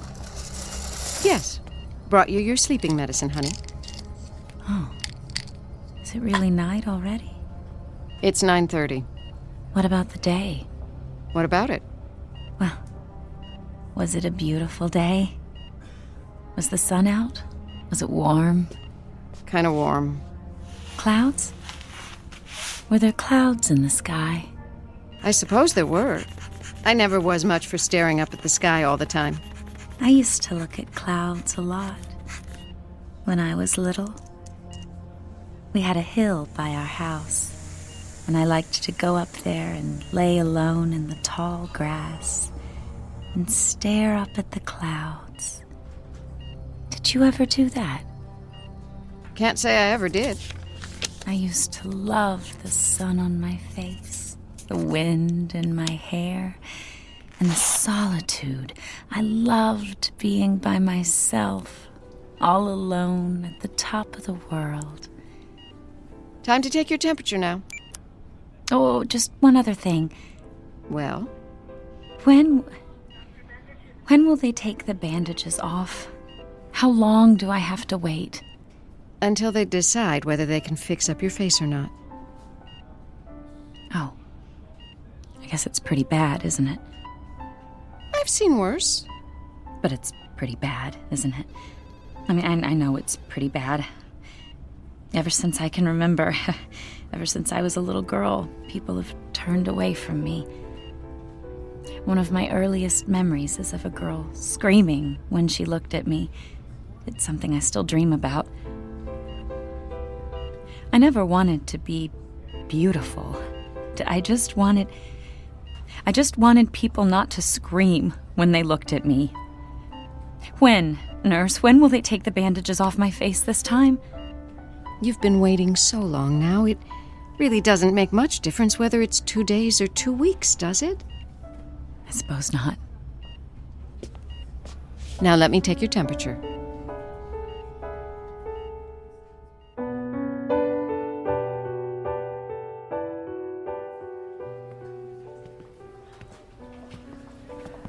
Good evening, nurse. Hello, Dr. Bernardi. How's patient 307? Resting comfortably. How would you describe her emotional state? Apprehensive. A bit agitated. Can't blame her. This is what, her 9th visit? I've lost count. You have to give her credit. She keeps trying, doesn't she? Yes. A shame. All her previous treatments were unsuccessful. Doctor, what would cause such deformity? I wish I knew. I'm going to check in on her. Come back about 11, nurse. Give her the usual sedative then. All right, Doctor.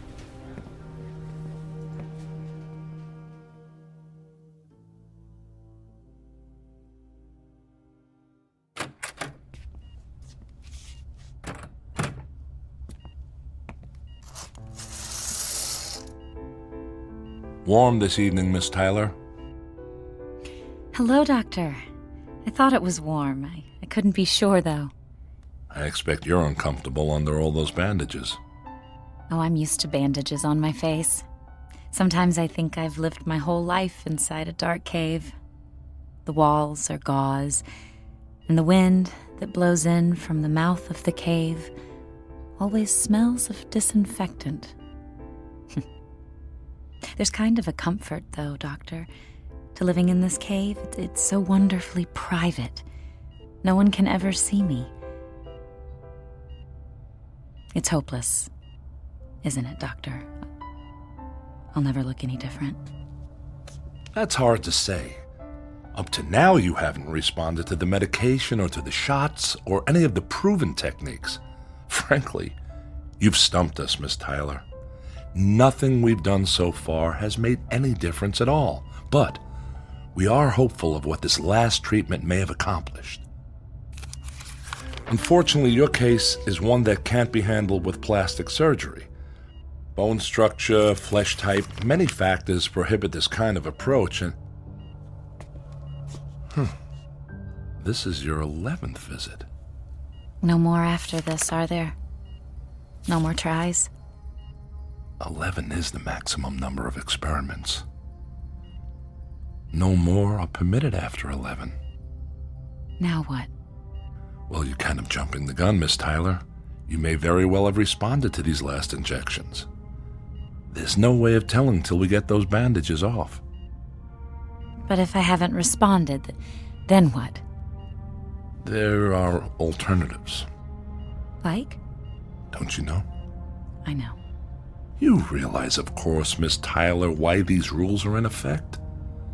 Each of us is afforded as much opportunity as possible to fit in with society. Doctor, may I walk outdoors? May I sit out on the lawn just for a while, just to smell the flowers, just to feel the air, just to make believe, Doctor, to make believe that I am normal. If I sit outside in the darkness, then I know that the whole world is dark. I'm more a part of it that way, not just one grotesque, ugly, deformed woman with a bandage around her face, with a special darkness that belongs just to her. I want to belong. I want to be like other people. Please help me, Doctor. You're not alone, Miss Tyler. You realize that, don't you? There are many others who share your misfortune. One of the alternatives, should this last treatment prove unsuccessful, well, it would be to simply allow you to move into a special area in which people of your own kind have been congregated. People of my own kind? Congregated, Doctor? You don't mean congregated, you mean segregated. You mean imprisoned. You're talking about a ghetto now. A ghetto designed for freaks. You know what everyone calls them, Doctor? Ugly camps. They're camps for ugly, deformed freaks like me. Miss Tyler, the state is not unsympathetic.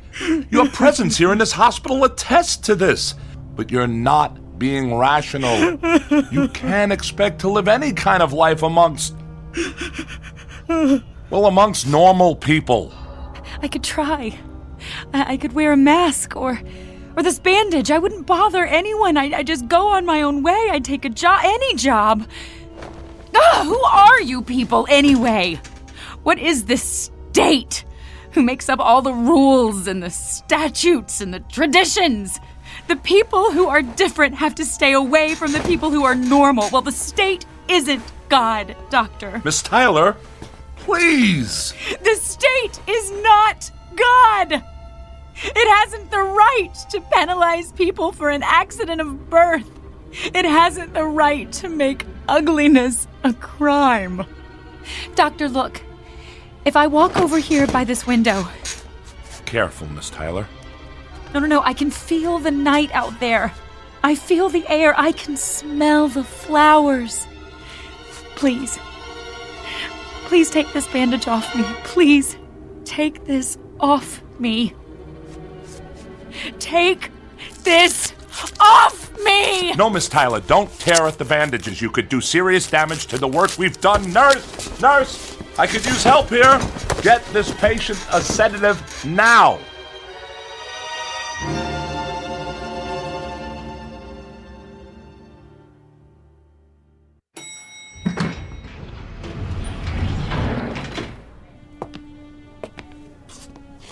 Excuse me, nurse? May I help you? Yes, we're looking for Dr. Bernardi. If you don't mind, Mr. Smith, I can speak for myself. Of course, Minister. My apologies. I believe Dr. Bernardi is with a patient. May I ask who wants to see him? Just tell him it's the Minister of Relocation.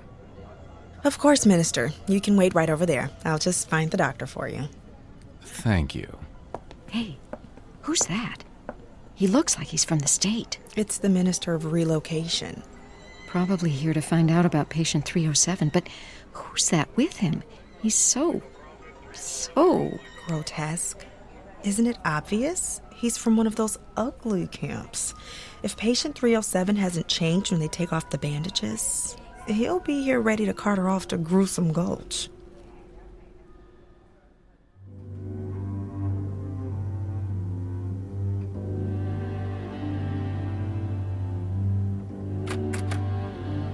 Miss Tyler. Oh, Doctor? What time is it? It's morning. I've lost track of time. Easy to do. Those bandages keep you from seeing the daylight. Plus, we've kept you mildly sedated since your outburst a couple of days ago. You slept much of the time. Oh, is today the day? Yes. When? You're scheduled for 12 noon. Miss Tyler. Yes? After I remove your bandages, regardless of the outcome, I must insist that you promise to remain rational. No tantrums, no temperament. You understand? Yes. Now, having said that, I want to tell you that you have every reason to be optimistic. You've been fortunate enough to take advantage of some pharmaceuticals that were just recently developed in state laboratories. They've done quite well under testing conditions. Your chances for a successful treatment are very promising. So, let's just keep a hopeful outlook. All right? I'll try, Doctor. Dr. Bernardi, I'm sorry to interrupt. May I speak with you a moment? Of course. I'll see you later, Miss Tyler. All right, Doctor. What is it, nurse? The Minister of Relocation is here to see you. The Minister of... What does he want? He didn't say. I'd better not keep him waiting. You can show him to my office, nurse. I'll let him know.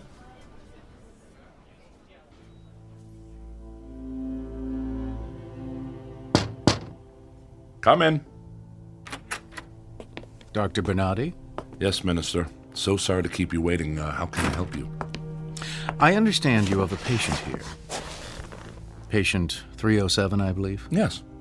Janet Tyler is her name. I know her name, Doctor. I understand that 3 days ago she completed her 11th treatment for facial reformation. That's correct, sir. And she is scheduled to have her bandages removed today? Yes. Since this was patient 307's 11th treatment, there's a strong possibility that her appearance will not have changed. Well, I'd like to think that we were successful this time. But we know the statistics, don't we, Doctor? The statistics? The data on those who've had 11 treatments. Only 18 people have ever undergone that many. And of that number, only 2 were successful. That's why I brought Mr. Smith along with me today. How do you do, Doctor? Mr. Smith? Are you familiar with the ugly camp in the north, Doctor? We prefer to call it a relocation village, Minister. I'm sure you do. I'm familiar with it. Mr. Smith here is to escort patient 307 there, should her appearance remain unchanged. Shouldn't we wait until the bandages have been removed before making a decision like that? Experience has shown us, Doctor, that immediate exclusion is best for the patient. If 307's condition remains unchanged, Mr. Smith will ensure that her removal is swift and peaceful. So the only option for her is segregation? We prefer to think of it as a repositioning, a transfer, if you will, to a place with others of her disability. But to answer your question, the only other alternative for undesirables is extermination. But you should know, Doctor, that extermination is not an option if she is in good physical condition. In that case, she would simply be relocated. Has the state considered any other alternatives? Especially for a patient who's tried so hard to conform.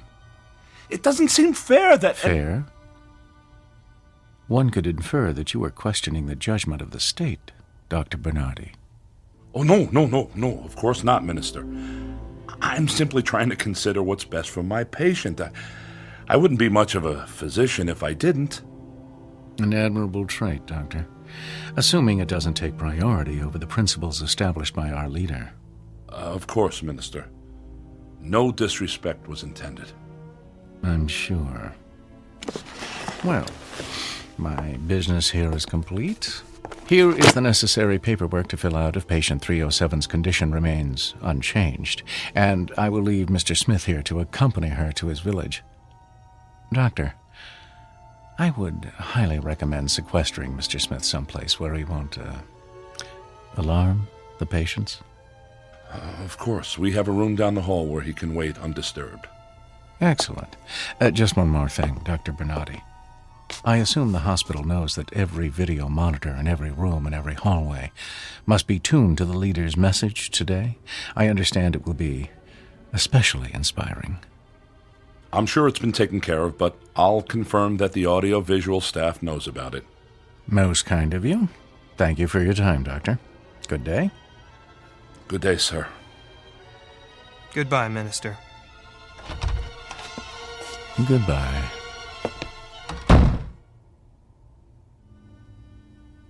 I'll show you to a room where you can wait, Mr. Smith. Thank you, Doctor.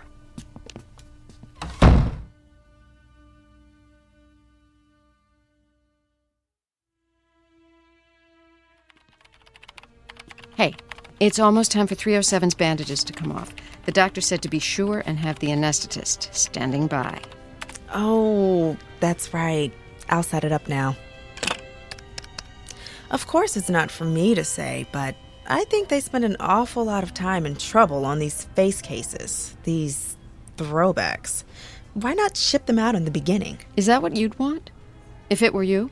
I mean, if it were me, I'd want to follow the rules of the state no matter what I look like. Oh, anesthesia, we need you for patient 307. I should warn you, she may get violent. Thanks. I'm not saying 307's case isn't tragic, but the rules the leader established are for the good of society. We can't make exceptions for one person, no matter how hard she's tried to conform. Oh, that reminds me. The leader is speaking today. I should turn on the radio. And now, ladies and gentlemen, our leader. Just in time. You're not going to have time to hear it. We have to be in 307's room. Yeah, I know. For the great unveiling. I just want to hear the beginning. Good evening, ladies and gentlemen. Tonight I shall talk to you about glorious conformity, about the delight and the ultimate pleasure of our unified society. You recall, of course, that period of time when there was a strange, over-sentimentalized perception that it mattered not if people were different, with foreign elements glued together in a crazy quilt. Looks like the leader's speech is on every video monitor, just like the minister requested. I guess my meeting with him could have gone better. Hope he didn't think I was questioning the laws of the state. But I've got to remain positive, regardless of what the statistics say. I have to let Miss Tyler see a glimmer of hope through all those bandages. After all, we use the latest medicine, the most up-to-date procedures. Dr. Bernardi? Huh? Yes, nurse? You look deep in thought. I guess I am. There's a lot to think about today. Well, the anesthesiologist is on his way. Should we all meet you outside patient 307's room? Yes, please. All right. I'll see you there. Okay, doctor, let's find out if the 11th time is the charm.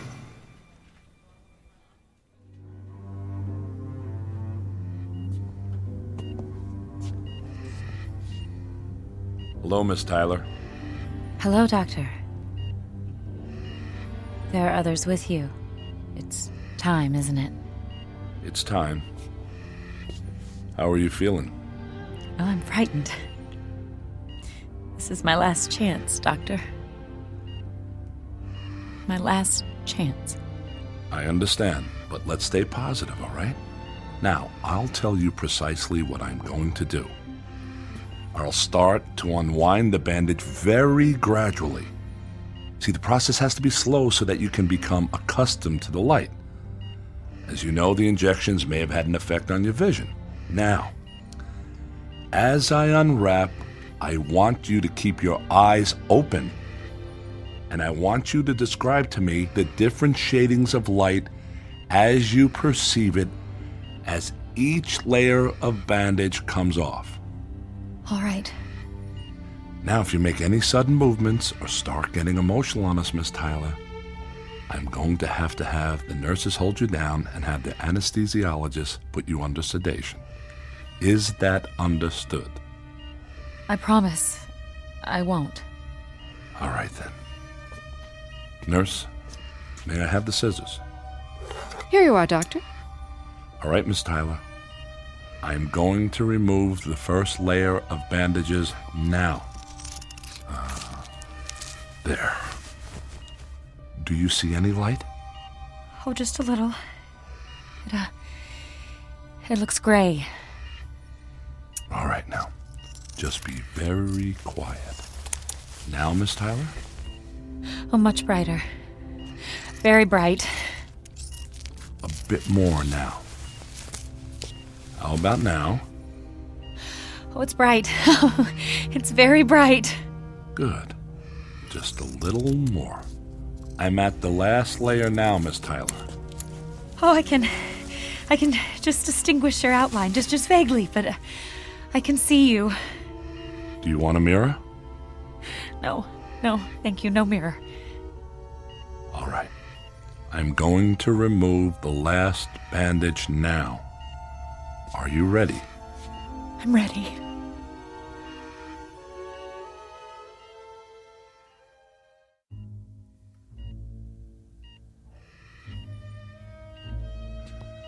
All right, Miss Tyler. I'm going to remove the last bandage. I want you to remember something, please. Miss Tyler, we have done all we could. If we were successful, all well and good. There are no problems. If, however, this final treatment has not achieved the desired results, keep in mind that you can still live a long and fruitful life among people of your own kind. All right, Miss Tyler, remain very quiet, please. Keep your eyes open. I'm about to remove the last of it. I wish you every good luck. There. That's the final. Oh, no change. Her face has not changed at all. Oh no! Oh no! Look at her. Radiant, supple skin, high, delicate cheekbones, a petite, dainty nose, full, soft lips, and those blue eyes. They seem to offset her features so that her face has a luminous quality. Why, she looks hideous. Oh, God. I really haven't changed. Not at all. I'm afraid not. You look exactly the way you did before the treatment. Oh, no, no, no, no, no. Now, Miss Tyler, you need to calm down. Let me get you something. I don't get it. I just want to look normal. After 11 treatments, she still doesn't look even remotely like the rest of us. There's no bony mass protruding over the left eye, no swollen, distended upper lip. Is that really so much? Where's the sack of spongy, discolored flesh hanging from the right ear or the peeling, blotchy skin? But why don't I look like everybody? And a nose? I can't Is it answer that, gnawed Miss and Tyler. pushed to the side like it should Sometimes be? we can't explain why things like this happen to certain people. No! No! It's not fair! Miss Tyler, I warned you. But I've tried, Doctor. You understand. You know how hard I've tried. Can't they make an exception? I've had 11 procedures. The maximum number.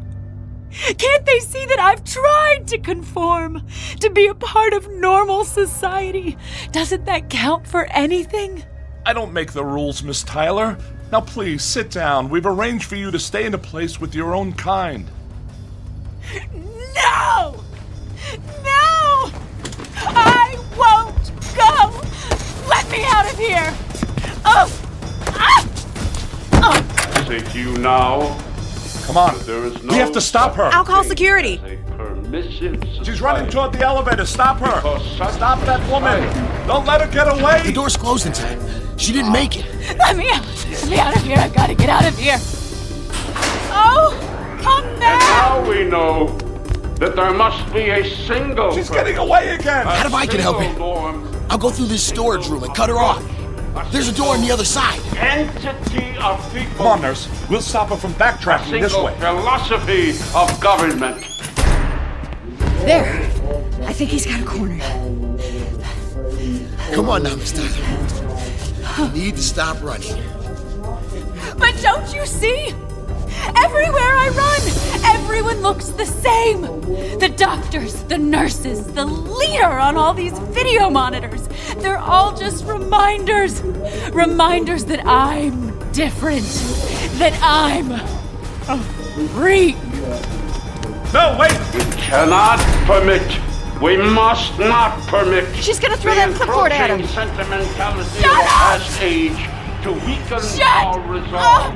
We must I'm tired of hearing your rules. like a cancerous I growth. am not a cancer. Because such must be respected.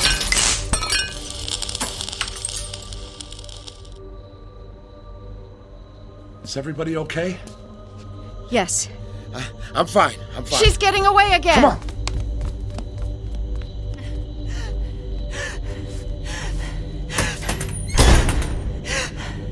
I'll find a place to hide. No one ever has to look at me again. I'll find some place out in the country where I can be alone and lay in the tall grass and look up at the clouds. But first I have to find a way out of here.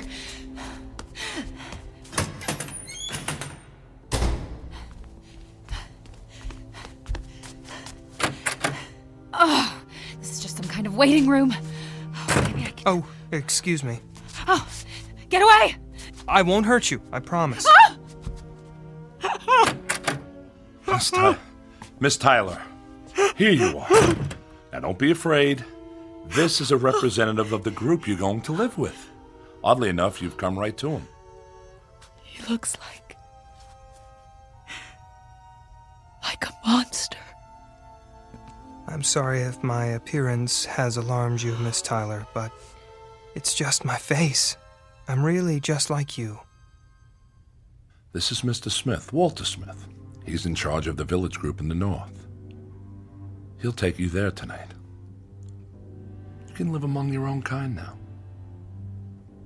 Miss Tyler? Yes. We have a lovely village and wonderful people. I think you'll like it where I'm going to take you. You'll be with your own kind, and after a little while, you'd be amazed how quickly you'll feel a sense of great belonging. You'll feel a sense of being loved, and you will be loved, Miss Tyler. Doctor, would you excuse us? Of course. Good luck, Miss Tyler.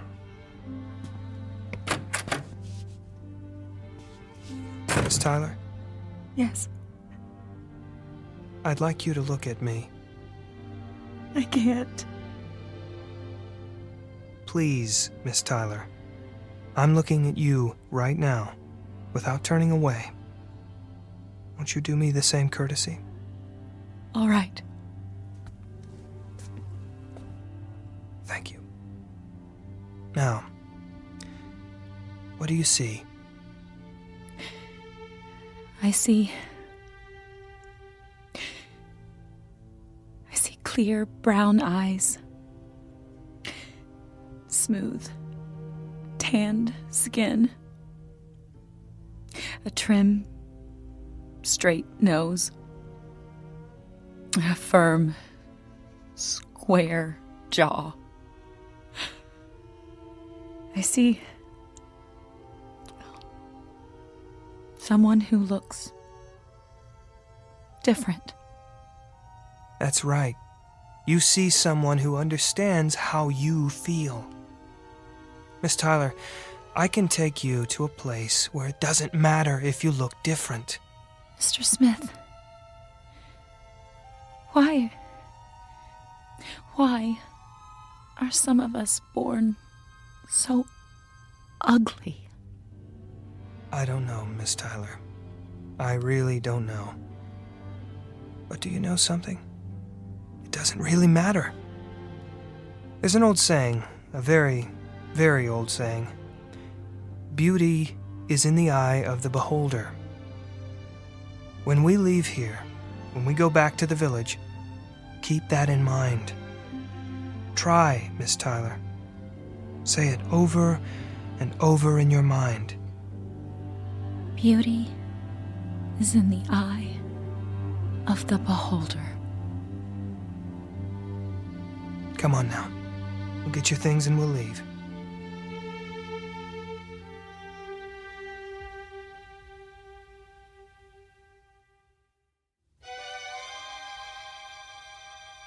Now the questions that come to mind: where is this place and when is it? What kind of world where ugliness is the norm and beauty the deviation from that norm? You want an answer? The answer is it doesn't make any difference. Because the old saying happens to be true. Beauty is in the eye of the beholder. In this year or 100 years hence. On this planet, or wherever there is human life, perhaps out amongst the stars. Beauty is in the eye of the beholder. Lesson to be learned in the Twilight Zone.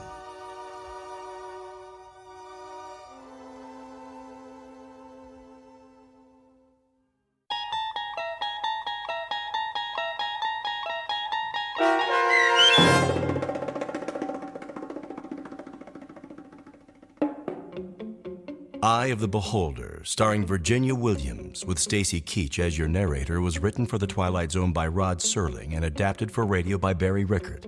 Heard in the cast were Mike Starr, Fernette Lebo, Taisha Davis, Coney Maka Sr., B.J. Jones, John Hugenacher, Patrick Francis, Ernest Scanton, Natalie Pear, and Mary Kay Cambria.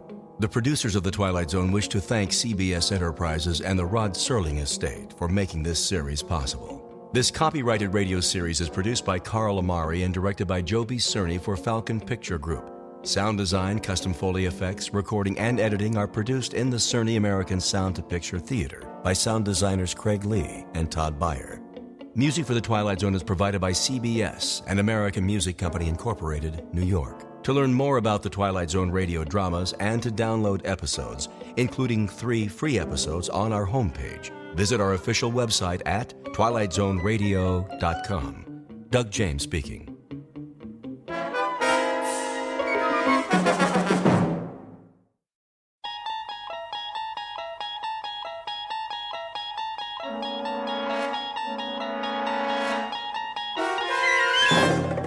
You're traveling through another dimension.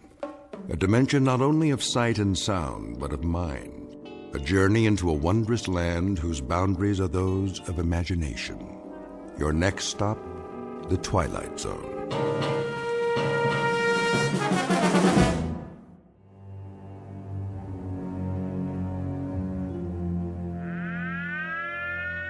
This is the Emergency Broadcast Network. The Office of Civil Defense has just announced a red alert.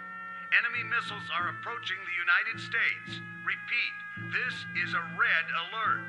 Enemy missiles are approaching the United States at a high rate of speed. Arrival time is estimated at only a few minutes from now. All citizens are advised to get off the streets immediately and take cover. This is not a test. Repeat, this is not a test. The first missiles have just hit. Are we still on the air? How long do we have? Good Lord! It's actually happening! This is real, folks! This is not a test! This is real! How's that, Mr. Radin? It should do nicely. The volume could be a bit higher, though. Higher? You gotta be careful not to break those speakers. I thought you installed subwoofers, state-of-the-art, as I requested. Oh, we did. For later. Wait till you hear them. When the explosion hits here, you'll really feel it. Good. Good. I don't know where you got your sound effects, but you'd swear a bomb was going off outside. I mean a big bomb. That's precisely what I want. I got the other TV hooked up, sir, at the end of the hall, like you said. Let me see. Here's the remote control. You got your on, and then you got your off and your volume. Did you load the videotape? Sure did. As soon as the monitors go on, it starts rolling. Why don't you show me? All right, Mr. Radin. Let's give it a test run. Look at that, would you? There's the street outside. Only now it looks like the beginning of World War III. Yes. Yes. Well, this calls for something of a celebration. If you don't mind me asking, where'd you get the footage? Some special effects guys out in Hollywood? Oh, you might say I have my contacts. Given adequate funding, anything is possible. Yeah, some setup you got here. All part of the show, huh? This is not a show. It may be, let us say, an illusion. But this room is not an illusion. It happens to be the best designed bomb shelter on the face of the earth. But tonight it's for gags, right? Something of the sort. A practical joke, and I trust a most effective one. You could say that again, Mr. Radin. When those sound effects start and that stuff goes on the TV, you'd swear the whole world was getting blasted. That's the general idea. I've got 3 guests coming this evening, rather special guests, and I wouldn't want them to be disappointed. Well, it fooled me, and I put most of the wiring in. A drink before you go, gentlemen? To a job well done? No thanks. It's getting pretty late. Are these friends of yours? How's that? You're doing all this to fool 3 of your friends. They must be, they must be real, like, special friends. Oh, they are. They are indeed very special friends. This, in a sense, is the moment a man lives his entire life for. Yeah, I bet. That about it, Mr. Raiden? Yes, I'd say that just about does it. Well, we gotta go. So long, Mr. Raiden. Good luck on your party. Party? Yes, you might call it the best party ever. Bye, Mr. Raiden.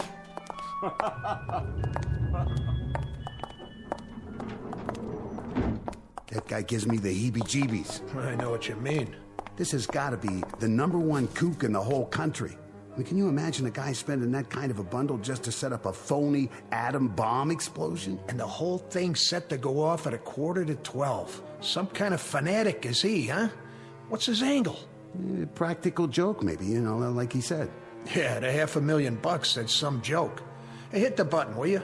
Yeah, sure. You know, it's a funny thing. What? If they was to drop a bomb, I mean, if the whole world was to go up for real, it'd be kind of a pity if the one guy left alive was somebody like him. Wow, no kidding. Well, hey, here comes the elevator. Live and let live. That's what I always say. Yeah, you got that right. Let's get out of here and grab some chow. Now you're talking. Going up? Oh, yeah. Hard to get used to, ain't it?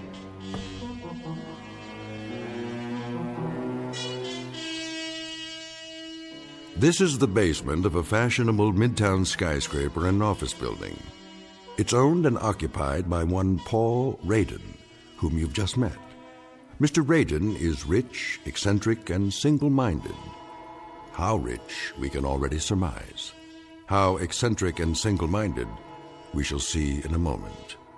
Because you have just been invited to a very special party, catered and conducted exclusively for residents of the Twilight Zone. And now, The Twilight Zone and our story, One More Pallbearer, starring Chelsea Ross, with Stacy Keach as your narrator.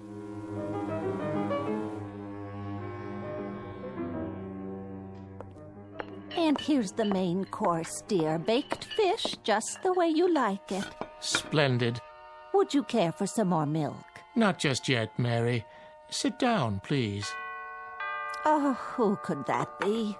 I'll get it. No, you won't. I hope it's not one of the parishioners. Wait here. But you've been on your feet all day.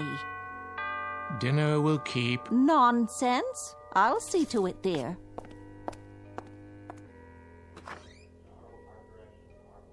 Oh, yes, I'll tell him at once. Who is it? The most peculiar man. What did he want? I'm not sure, but there's a limousine waiting at the curb. He said something about a matter of life and death.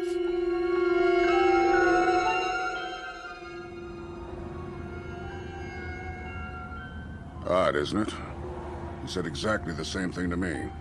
And beyond that, Colonel, you've been told nothing. Hardly a word. The driver appeared at the club, something about an old acquaintance. And you, madam? I'm as much in the dark as you are. I was busy grading papers when that very strange man in the front seat came to my door. It sounded terribly urgent. I'll have a word with him. Driver! Yes, sir. Where, may I ask, are you taking us? Be there soon, sir. Yes, but where? Who do you work for? My employer wishes to remain anonymous. Well, isn't this mysterious? Like an Agatha Christie novel. But surely you can tell us if there's a life in the balance. Here we are. Where the devil? A very nice part of town by the looks of it. Please exit from the right of the vehicle. See here, if this is some sort of joke. I assure you, sir, it's no joke. Yet you can't even tell me who gave you your orders. It is an impressive building. You may use the private elevator. I know this building. That fountain. Elevator? To what floor? This one has only one button, and it says down. I'll enter the code for you. Well, if it doesn't go up, then it must go the other way, of course. This is outrageous. I demand that you return me to the officers' club at once. Driver? Driver! It appears that we've been left to our own devices. It was ever thus. After you, madam.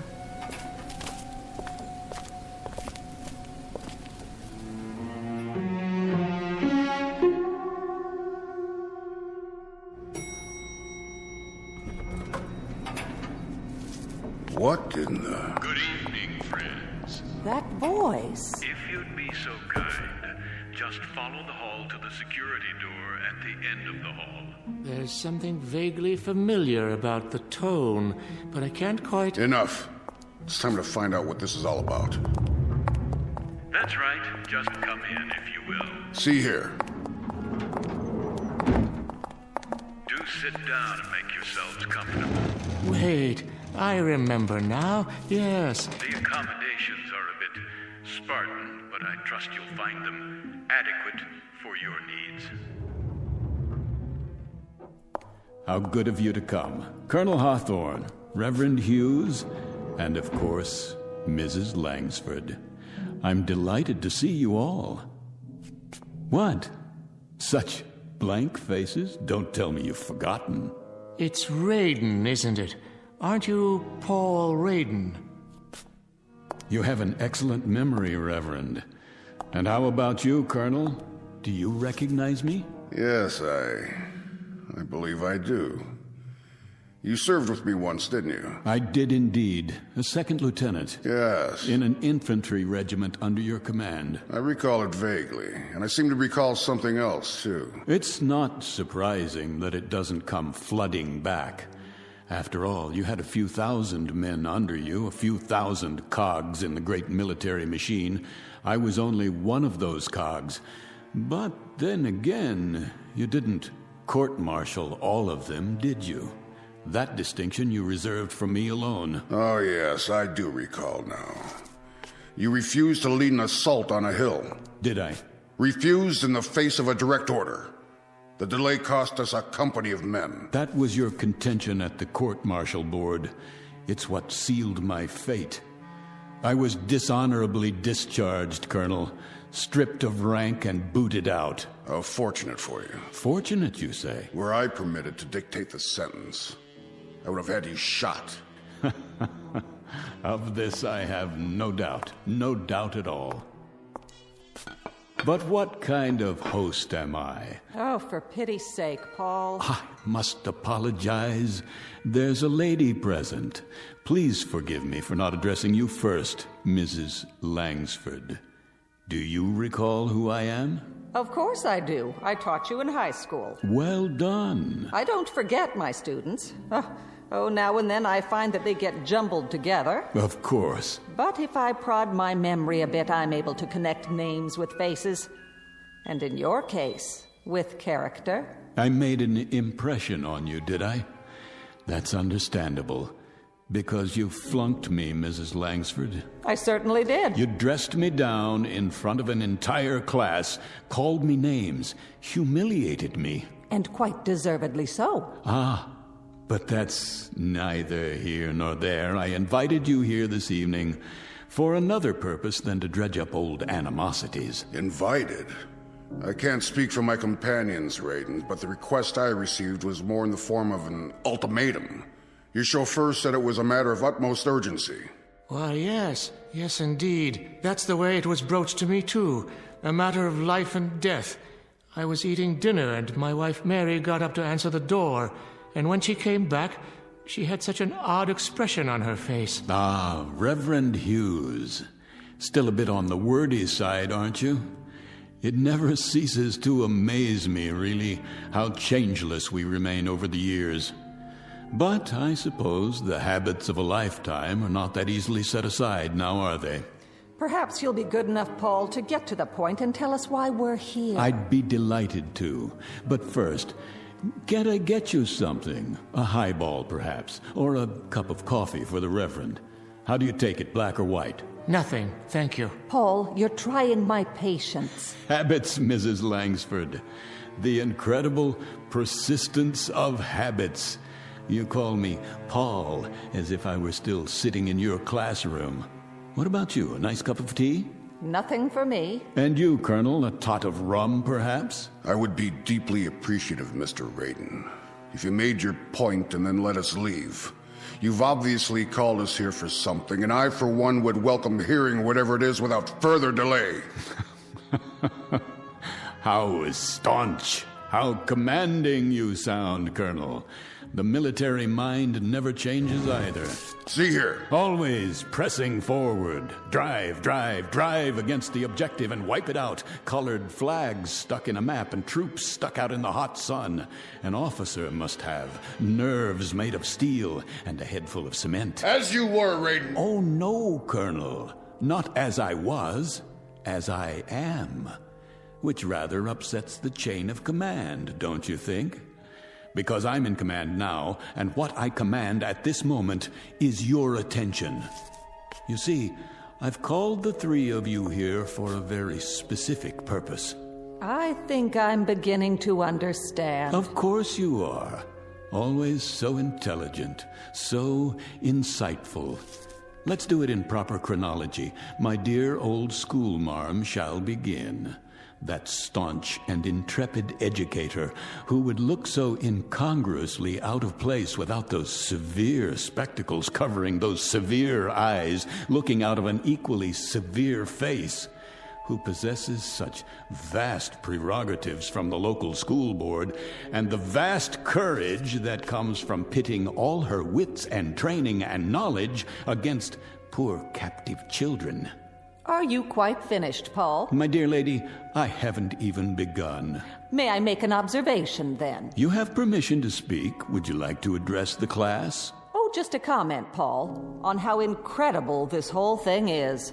That a man like yourself, a millionaire many times over, a big, important man who walks with kings and heads of state and industrial tycoons... You followed my career. How gratifying. How incredibly tiny a mind this kind of man must have to dwell on an incident in a high school classroom of some 20-odd years ago, and to let it fester inside of him, as it's done with you.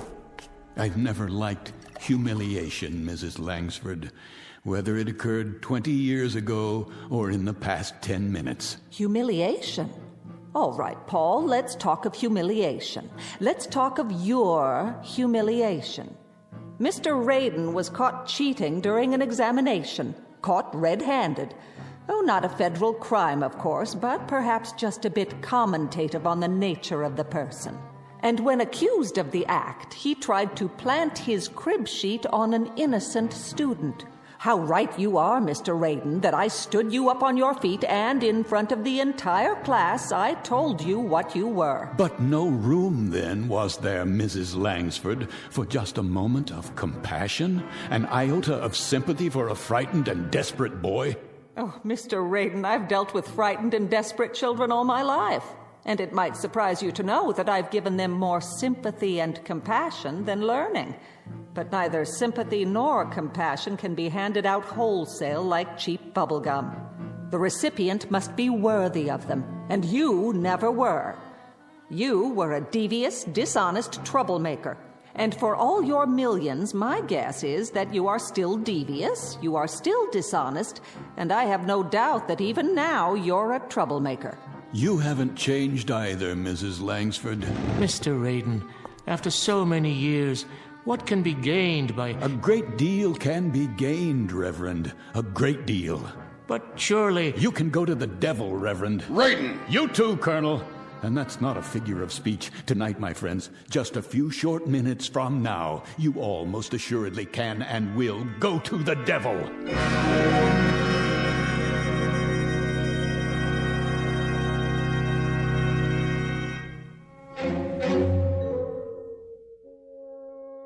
Mr. Raiden, obviously years have passed between now and whenever it was you felt you suffered various indignities at our hands. Felt? How conveniently you forget the extent of my suffering. You, for example, accused me of lack of character, and worse, you put a scandal over my head and all but destroyed my reputation. I do remember now.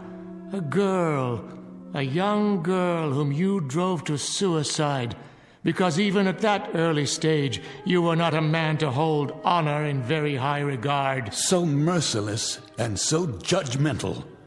What of her responsibility, her character? You're far from consistent in your dispensation of forgiveness. No, the robes of a man of God never became you, Reverend. For all your pious pronouncements, they never quite fit. Enough of this. I'm getting out of here, now. You can try, Colonel. This is outrageous. Save your strength. You're going to need it. Open this door at once! The doors don't answer to your command, only to mine. They're made of solid steel. The walls are 18 inches of reinforced concrete sheathed in 6 inches of lead. I have my own generator plant, my own air system, and at the other end of the hall, a storeroom the size of a warehouse stocked with food and supplies. But in God's name, why? What are you afraid of? Afraid? Hardly. Prudent might be a more accurate word. Remember the story of the 3 little pigs, houses of straw and so forth, and only one built to withstand the blast. Blast? What blast? Colonel, you of all people should understand logistics. Does it occur to you why a man would go to all this trouble and expense? You've built what amounts to be a bunker. So I have. But we're not at war. Not at this precise moment. You're insane. Am I? This is the middle of the city. Ah, now you're getting warm, closer to the point. What are you talking about? About beginning a vigil, my friends. The long wait and the countdown to oblivion. Will you start making sense? I taught you better than this gibberish. You are correct, Mrs. Langsford, about several things. I've walked with kings and tycoons, as you so rightly perceived. I've walked with them, and more importantly, I've listened to them, to the things they have to say, the special knowledge they are able to impart because of their positions of privilege. As a result, I manage to keep abreast of the times and usually well ahead of them. The point. Patience, Reverend. I'm coming to it. You see, I know things that are going to happen. I pay informants, couriers, high-level attachés and the like for a service. Information. And I pay them quite handsomely, I might add. What sort of information? Oh, the inner workings of certain, let us say, diplomatic agencies, military installations. Information that's beyond top secret, but available if the price is right. You're engaged in espionage. Hear me out. 48 hours ago, I received a most interesting bit of news, or rather, several bits, meaningless in themselves, that together form one unavoidable conclusion, something that is known to perhaps only 6 men in the world. If you're trying to frighten us, it isn't working. Then let me give it a somewhat finer edge. This evening, this very evening, the world is coming to an end. Why, of all the... At 11:45, there will be no more city. No more country. Rubbish. Oh, it was inevitable, don't you think? After so many years, so many weapons stockpiled, someone somewhere was bound to become impatient, to finally push the button that brings us to the reward we so justly deserve. And make no mistake about it, we all do. It began when we were born into this cesspool called life. The original fall from grace, from which there is no escape. The earth is an empty graveyard waiting to be filled, and tonight it will be. What a cynical, depraved view of humanity. By 30 minutes after midnight, there will be no more humanity. It's too late to stop. Pandora's box has been opened. There's no turning back. They are going to bomb us, and we are going to bomb them. By dawn, there will be nothing left but rubble and bodies. And now, within a few moments, it begins. You'll be hearing the sirens very shortly. That's the red alert.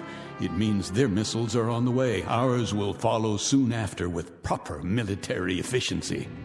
And you are to survive, Mr. Raiden. Is that the idea? I am to survive. As long as I stay here 300 feet under the ground. Already buried, one might say. How about you, Reverend Hughes? Or the rest of you? Would you care to survive too? Or shall I be the only pallbearer? What? It can't be. Don't panic. This whole thing may be a hoax. Please remain seated. If you require proof, I'll turn on the radio.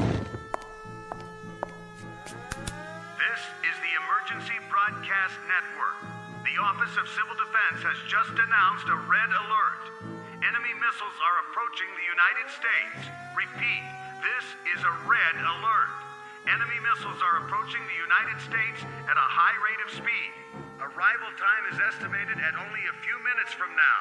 All citizens are advised to get off the streets immediately and take cover. This is not a test. Repeat, this is not a test. The first missiles have just hit. Are we still on the air? How long do we have? Good Lord! It's actually happening! This is real, folks! This is not a test! This is real! Comments? Perhaps a little military sophistry now, Colonel. A quote from General Grant or Lee or Patton. And you, Reverend, something enriching from the gospel? Oh, my, such silence, Mrs. Langford. Nothing in that vast reservoir, that Pilgrim's Progress mind of yours to fit this situation? No mental eraser you can use to wipe out reality? I've got to get to my wife. Oh, by all means, Reverend. Certainly, get to your wife. Hold hands and die together. Take your hands off me. You turn my stomach, Reverend Hughes. You know that. Find your wife. I intend to. That's not what's on your mind. What's on your mind is what's on the Colonel's mind and the schoolmarm's over there. Your precious hide, your sanctified flesh. That's what preoccupies you at this moment. Let go of me, Mr. Raiden. If I'm to die tonight, I want to be with someone I love. Very theatrical, Reverend Hughes, but far more burlesque, I'm afraid, than legitimate theater. Kindly have the decency. Why don't you have the decency, Reverend, to depart this earth with just a fragment of the truth in your mouth? What truth? Tell me to my face that you are so scared, so miserably frightened, that you'd sell your wife by the pound if it meant your survival. Admit it. If those were the last words I ever spoke, Mr. Raiden, they would also stand as the worst falsehood I ever uttered while living. Why am I not convinced? Will you open the door, Mr. Raiden? Will you let me leave now? Take a look at the monitor first. You might want to consider what awaits you outside before you open that door. How did you know, Raiden? How could you possibly have known exactly when? What difference does it make? If we leave now, we might make it back to our homes. Highly unlikely at this point, but I suppose hope springs eternal. Oh, of course, Mrs. Langsford, back home to your aging sister, no doubt. And you, Colonel, back to the club so you could die with your cronies amid all your medals and memorabilia. Whatever we do, it's none of your concern. My dear friends, shall we drop the pretense now, this instant? Shall we all of us now dare to speak the truth? I told you how this room was constructed, steel, concrete, and lead. It is the only place where you can survive. Now, what is all this nonsense about going back to your homes? You mean to say you'd walk out of here to certain death, when by simply staying where you are, you're assured that you'll live? Are we to understand, Mr. Raiden, that you will permit us this luxury? That you will allow us to stay in your fortress? Oh, indeed. Indeed, Colonel. As a matter of fact, it's precisely why I asked you all to come. Each of you, in your own way, tried to destroy me. But I will not repay the compliment in like kind. That is to say, I won't require an eye for an eye. Nothing quite as basic, as naked as that. Then I'd be interested, Mr. Raiden. What is your price? The Colonel would be interested. I should think so. And I presume the schoolmarm and the Reverend, too, would be interested. I submit, dear friends, that you're not just interested. It's the only single thing on God's earth that has any meaning left. How much will Raiden charge so you can stay here in safety? All right, my friends, here's the all-important price tag. The fiddler has played, and here comes the bill for the music. But be sure to listen carefully, because time is very rapidly running out.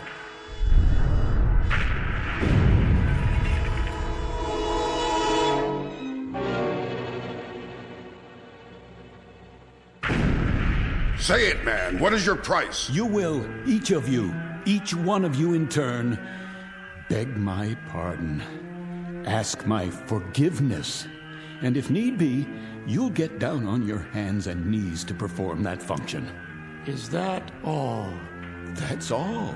Our Father who art in heaven. I suggest you prepare your requests without delay. The first bombs have just exploded somewhere near the city. I assure you, the next ones won't miss. Did you hear what I said? I need your decisions now. Say pretty please.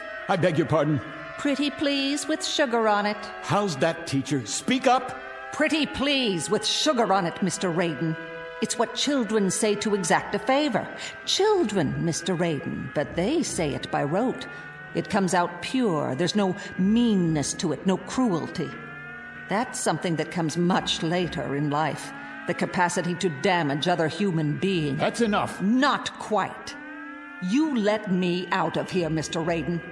If I'm to spend my last quarter hour on Earth, I'd rather it be with a stray cat, or alone in Central Park, or with a city full of strangers whose names I'll never know. Have you lost your mind? The door, Mr. Raiden. Will you open the door now? You heard them.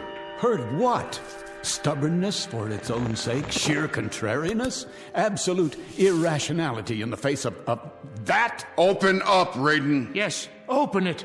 You're too blind, or you're too stupid. That must be it, because none of you understand how simple it is. All you have to do, literally all you have to do, is to say a sentence.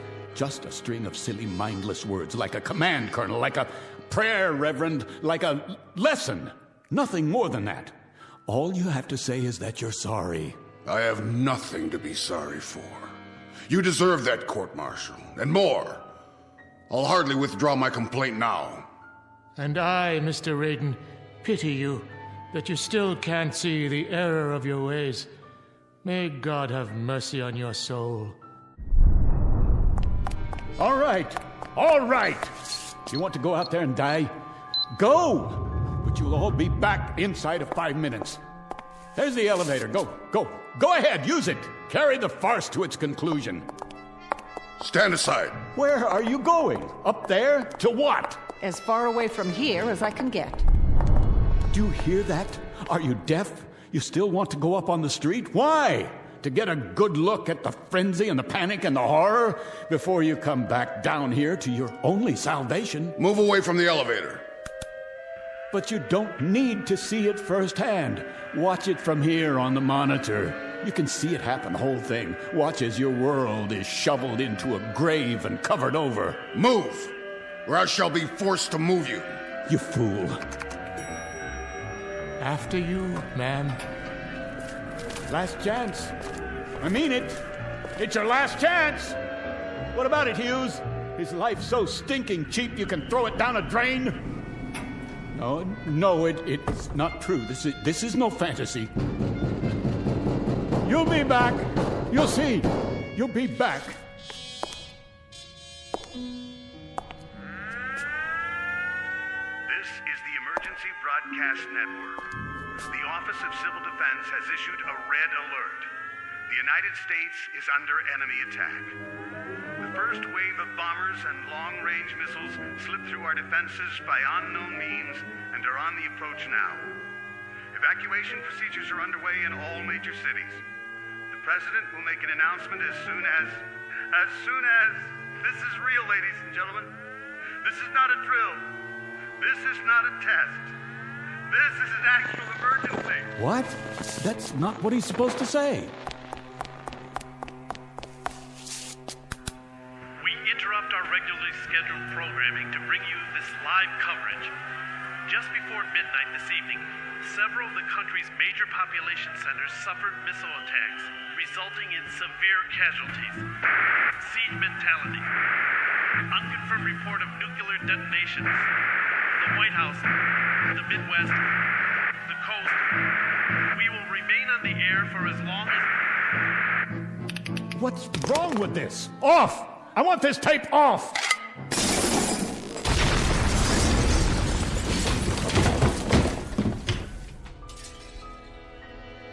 That's enough.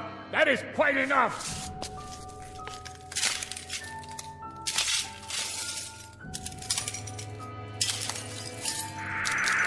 and gentlemen, this is my last assignment as a broadcaster. I can see the bombs going off. And now they're streaking down, lighting up the sky, heading directly for us. A great wind from the firestorm. If you can hear me, I want my wife and daughter to know that I love them very much. No!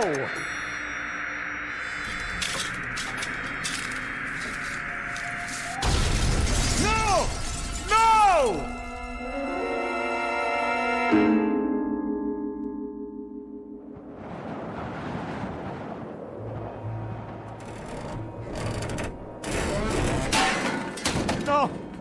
No, please. I didn't mean for it to actually happen. There's nothing left. Nothing. The city is gone. Is there no one else alive? Somebody? Anybody?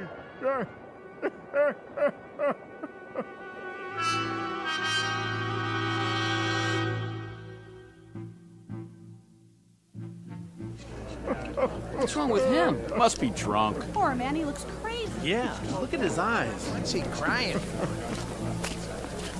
All right, Mac, get up. Hey, Mac, what's the matter with you? Got a little too much to drink, huh? On a beautiful night like this. Well, now, let me take you home. Where do you live? Can you tell me that? I didn't want it this way. Won't somebody listen to me? Isn't there anyone left in the world who can hear me? Someone! Someone! This is Saunders. I'm in front of the Raiden building. I want to send a car over here right away. Some poor devil's lying on the ground off his rocker. No ID. Yeah, it could be anybody. Yeah, okay. It's okay, Mac. Help's on the way. Now, why don't you come on over here and sit down by the fountain? That's right in front of this nice building. You weren't gonna try taking a bath in it, were you? No. Because then I'd have to arrest you, and I wouldn't want to do that.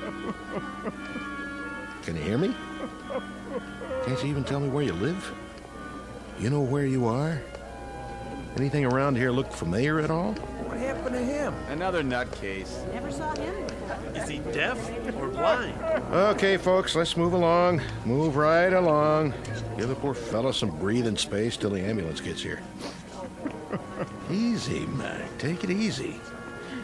You're gonna be okay. No,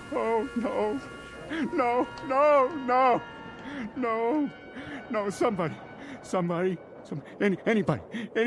Is anybody left alive in all this rubble? Not another human being anywhere in all the world? Please. Oh, please, God, oh, please.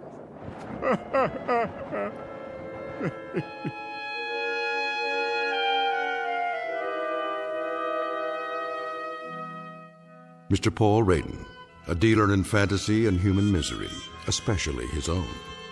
Trapped in the graveyard of his mind, and now, as it has always been for him, the only person in the world. The sole pallbearer at a funeral he alone manufactured, in a bleak and empty landscape called the Twilight Zone.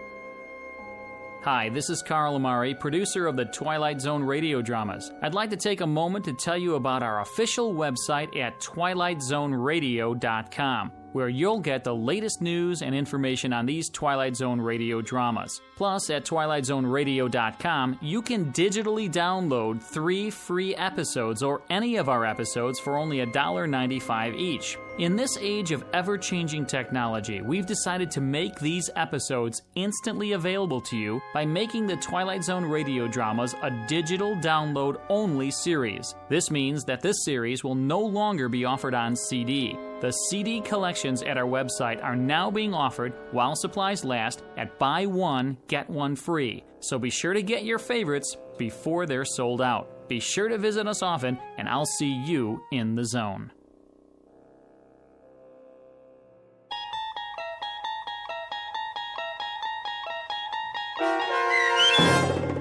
One More Pallbearer, starring Chelsea Ross, with Stacy Keach as your narrator, was adapted for radio by Dennis Etchison and based on a script by Rod Serling. Heard in the cast were David Darlow, Meg Thalken, Rich Komanik, Turk Muller, Norm Waddell, Jeff Lupetin, Roderick Peoples, and Lawrence Nepidal. To learn more about the Twilight Zone radio dramas and to obtain audio cassettes and CDs of these programs, visit our website at twilightzoneradio.com.